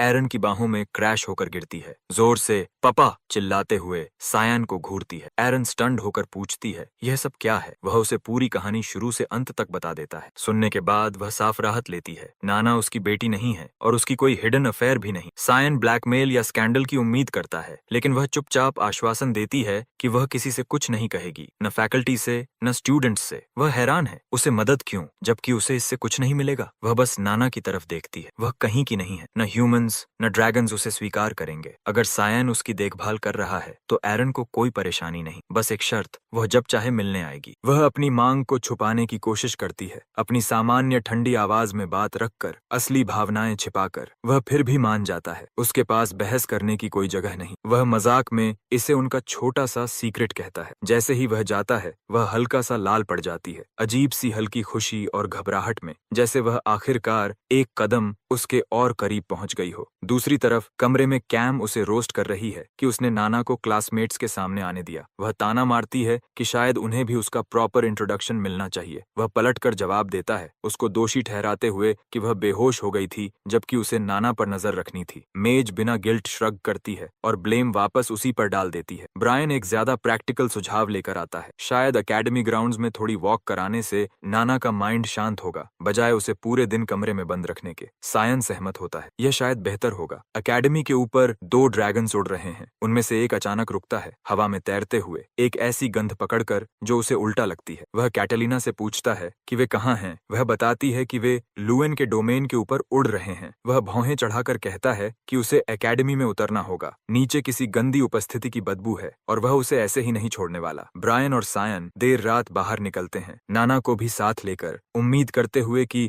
थोड़ी सैर माहौल को हल्का कर देगी। चलते हुए वह अपने विंग्स का इस्तेमाल करना और साफ बोलना सीख लेती है। अब वह हवा में अनियंत्रित तरीके से इधर उधर जूम कर रही है। उसे खुली जगहें बहुत आकर्षित करती हैं, एक जगह से दूसरी पर बिना रुके कूदती हुई। वह उसे देखते हुए हल्की मुस्कान देता है, उसे इतना खुश देखकर। वह उसे एकेडमी ग्राउंड से दूर एक सिक्लूडेड जगह पर ले आया है ताकि वह बिना ध्यान खींचे खुलकर उड़ सके। करुम उसकी अनयूजुअली बड़ी मुस्कान नोट करती है और तंज कसते हुए कहती है कि अगर वही हाल है तो एरन को भी उसकी मॉम बना दो, क्योंकि वह खुद तो पूरी तरह डैड जैसा बर्ताव कर रहा है। उनकी यह शांति ज्यादा देर नहीं टिकती। अचानक एक बेहद शक्तिशाली प्रेजेंस हवा चीर कर उनकी तरफ आती है। ब्रायन तुरंत रिएक्ट करता है, तगेडिम्बे की बढ़कर नाना को पकड़कर इनकमिंग अटैक से दूर खींचता है। तीनों सायन के पीछे शरण लेते हैं। तभी 2 हॉस्टाइल फिगर्स सामने आते हैं, 2 ड्रैगन्स, लूचियन और कैटलीना। लूचियन की आंखें नाना पर गिरते ही घृणा से भर जाती हैं, जैसे वह कोई अभिशाप हो। वे पूछते हैं क्या कैन उसका पिता है, क्योंकि उन्होंने उसके पास मौजूद डिमोनिक ब्लेड पहचान ली है। करुम तुरंत पलटवार करती है, लेकिन वे और इंसल्ट फेंकते हैं, सभी को घृणा से देखते हुए। तनाव बढ़ता है और बस लड़ाई शुरू होने ही वाली थी कि लूचियन कैटलीना को रोकता है। वह कहता है कि उनके जैसे निचले जीवों पर एनर्जी वेस्ट करने की कोई जरूरत नहीं, बस बच्ची को सौंप दो। चियन 1 इंच भी नहीं हिलता और उसे लिजर्ड फेस्ड कचरा कहकर जवाब देता है। उसी पल ड्रैगन भड़क उठता है और रॉ मना की बीम चलाता है, लेकिन वह आसानी से अवॉइड कर ली जाती है। फिर सायन अपनी डेमोनिक ट्रांसफॉर्मेशन एक्टिवेट कर देता है। दोनों ड्रैगन्स इंस्टेंटली ऑरा पहचान लेते हैं, एग्जाइल की शक्ति। फिर भी वे उसे गंभीरता से नहीं लेते, लेकिन वह उम्मीद से कहीं तेजी से मूव करता है और लुचियन समझ भी नहीं पाता और वह पहले ही उस पर पहुंच चुका होता है। ड्रैगन किसी तरह इनकमिंग ब्लो को ब्लॉक करता है और दूरी बनाता है। वह शॉकवेव स्पेल चलाता है, लेकिन उसका उसका कोई असर नहीं। सायान लगभग तुरंत निकल आता है। ड्रैगन रिएक्ट कर पाता उससे पहले सोर्ड्समैन उसके पीछे घूमकर अटैक करता है, लेकिन कैटलीना की शील्ड उसे रोकती है। लुचियन उसे पीछे हटने को कहता है, पर वह अपने शील्ड पर भरोसा करती है, जिसे ड्रैगन्स के बीच सबसे मजबूत माना जाता है। वह गलत सोचती है। सायन एक ही साफ मूवमेंट में शील्ड को चीर देता है और उसे कट कर गिरा देता है। लुचियन स्तब्ध रह जाता है। उसे समझ ही नहीं आता कि एक ह्यूमन इतने स्तर की ताकत कैसे चला रहा है। फॉग के देवता ने भी अपना अधिकार खो दिया था, तो कोई और इस शक्ति को कैसे चैनल कर सकता है। वह मांगता है जानना कि आखिर वह आदमी है कौन, लेकिन सोर्ड्समैन बिल्कुल चुप रहता है, कोई जवाब नहीं देता। लुचियन हताश होकर अपना पॉलीमॉर्फ सक्रिय करता है, पूरी ड्रैगन फॉर्म में बदलते हुए, आखिरी कोशिश में जीतने के लिए। सामने खड़ा प्रतिद्वंद्वी बिल्कुल शांत रहता है, जरा भी नहीं घबराता और सीधे उसकी तरफ चार्ज कर देता है। उसे पता है यही वो पल है जब ड्रैगन सबसे ज्यादा एक्सपोज्ड होता है। लुचियन को लगता है कोई मानव ड्रैगन की कमजोरियों को जान ही नहीं सकता, लेकिन सोर्ड्समैन कूदकर उसकी पेशानी के बिल्कुल बीच उसके कोर स्पॉट पर वार कर देता है। ड्रैगन हवा में भागने की कोशिश करता है, मगर फॉग चेन्स उसे पकड़कर नीचे खींच लेती हैं और लड़ाई वहीं खत्म हो जाती है। डस्ट सेटल होते ही ब्रायन दौड़ता हुआ आता है, लेकिन वहीं रुक जाता है। शॉक में उसके दोस्त दो डिफीटेड ड्रैगन्स पर खड़े हैं और उन्हें खा रहे हैं। उसी समय कैलन एशल के क्वार्टर्स में पहुंचकर बताता है कि कोई अज्ञात शक्ति उसके भाई का साथ दे रही है और शायद उनके भेजे स्काउट्स भी उसी ग्रुप ने खत्म कर दिए। एशल आंखें संकुचित करके पूछता है कि बस इतना ही पता चला। कैलन गलती मानते हुए कहता है कि हाँ, और तभी एशल उसके बदले हुए व्यवहार को भांप लेता है। जाने से पहले जैसा डेस्पिरेशन था, अब वैसा कुछ नहीं, कुछ अलग है। टेस्टिंग के लिए वह उसे एक सवाल पूछता है। कैलन समझ जाता है उसे परखा जा रहा है, झुककर लमिनल की होली ब्लेसिंग्स पढ़ने लगता है। एशल हंसकर कहता है, इतनी फॉर्मल होने की जरूरत नहीं, ये तो रूटीन है। कैलन बाहर जाते हुए समझ लेता है कि अगली बार जरा भी शक हुआ तो वो बचकर नहीं निकल पाएगा। जैसे ही वह दरवाजा खोलता है, उसकी टक्कर एक छोटी लड़की से होती है, सायन की पर्सनल मेड। वह पूछता है वह यहाँ क्यों आई है। तभी एशल पीछे से आकर कहता है कि उसने ही उसे बुलाया है। वह मुस्कुराकर उसकी मदद मांगता है और वह मान भी जाती है। दूसरी ओर ड्रैगन्स की इमरजेंसी मीटिंग चल रही है। कैटलीना और लुचियन दोनों गायब। उनका आखिरी ट्रेस लुअन की सीमा पर एक मैसिव डिवाइन सर्च था। उसके बाद कुछ नहीं, सिर्फ तबाही और हेवी मैजिकल रेजिड्यू, बॉडीज भी नहीं। इसका मतलब किसी ने जानबूझकर हर निशान साफ कर दिया। यह डार्क एलिमेंट का काम है। कुंडाल कजेले शक में आता है, लेकिन उसके पास डार्क एफिनिटी नहीं है, तो नतीजा साफ, कोई और डार्क कास्टर एक्टिव है।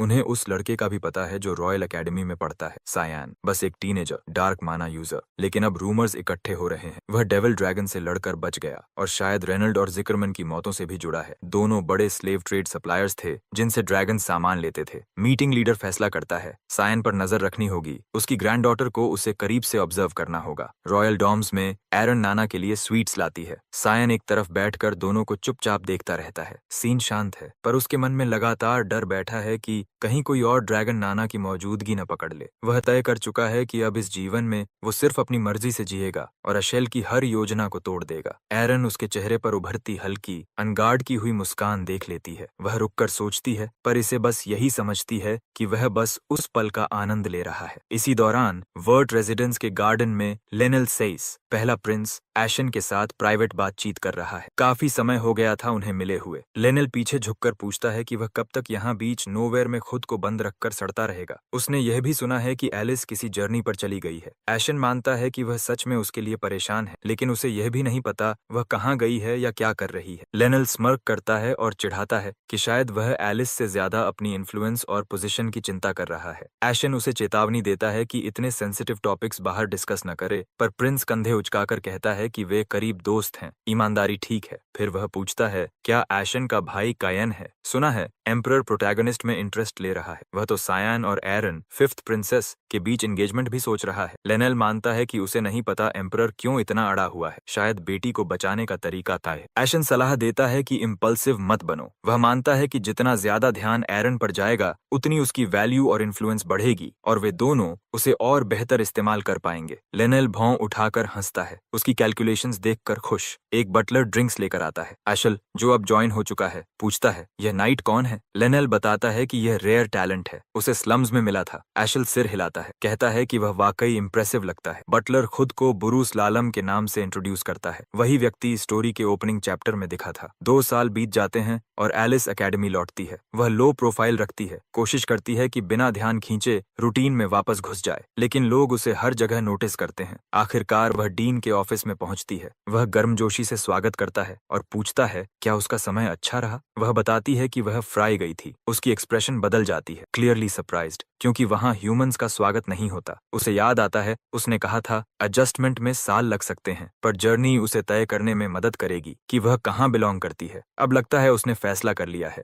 एलिस बताती है कि उसने नाइट्स ऑफ लाइट ज्वाइन करने की ठानी है। वह पोर्टिलियस सारवी पूछता है, क्या इसका मतलब है वह अपने परिवार की लेगेसी उठाने जा रही है? वह कहती है कि किसी को जिम्मेदारी लेनी ही होगी। वह यह भी कहती है कि उसे किसी की चिंता है, स्पेसिफिक तौर पर उसकी। डीन शरारती हंसी हंसता है, बिल्कुल समझते हुए कि वह किसकी बात कर रही है। वह कहता है कि वह खुद संभाल सकता है। तभी सायन पीछे से आ जाता है। एलिस मुड़ती है और उसे देखकर पूरी तरह फ्रीज हो जाती है। इतने साल बाद अचानक उसे देखकर वह नोटिस करती है कि वह कितना लंबा और चौड़ा हो गया है। अब वह लगभग उसी की हाइट पर खड़ा है, शायद जल्द ही उससे भी आगे निकल जाए। वह मजाक करता है कि शायद वह ही सिकुड़ रही है। तारीख है जुलाई 2, ईयर 988। सायन इस दिन को पिछले जीवन से भी याद करता है। यह आखिरी दिन था जब उसने अपनी बहन को जिंदा देखा था। वह पूछती है, क्या वह समर ब्रेक पर घर लौटने वाला है? वह कहता है कि वहां उसे छोड़कर कोई स्वागत नहीं करेगा। वह चौंक जाती है। वह पूछती है, क्या इसी वजह से वह 2 साल से घर नहीं लौटा? सच्चाई यह है कि उसके दूर रहने की वजहें और गहरी हैं। एशल उन वजहों में से एक है और ड्यूक की पत्नी लगातार उसे मारने के मौके ढूंढती रहती है और उनका पिता वह कुछ नहीं करता। घर लौटना मौत के बराबर होगा। उसने ठान लिया है कि ग्रेजुएशन तक वापस नहीं जाएगा। फिर वह पूछती है, क्या वह क्रेयॉन्स के करीब आ गया है? वह कहता है, कोई चांस नहीं, कम से कम अभी नहीं। वह चौंक कर खड़ी रह जाती है। ब्रायन आगे बढ़कर सब कंफर्म करने ही वाला होता है। यह आदमी कौन है? वह सीधा अपना परिचय देता है।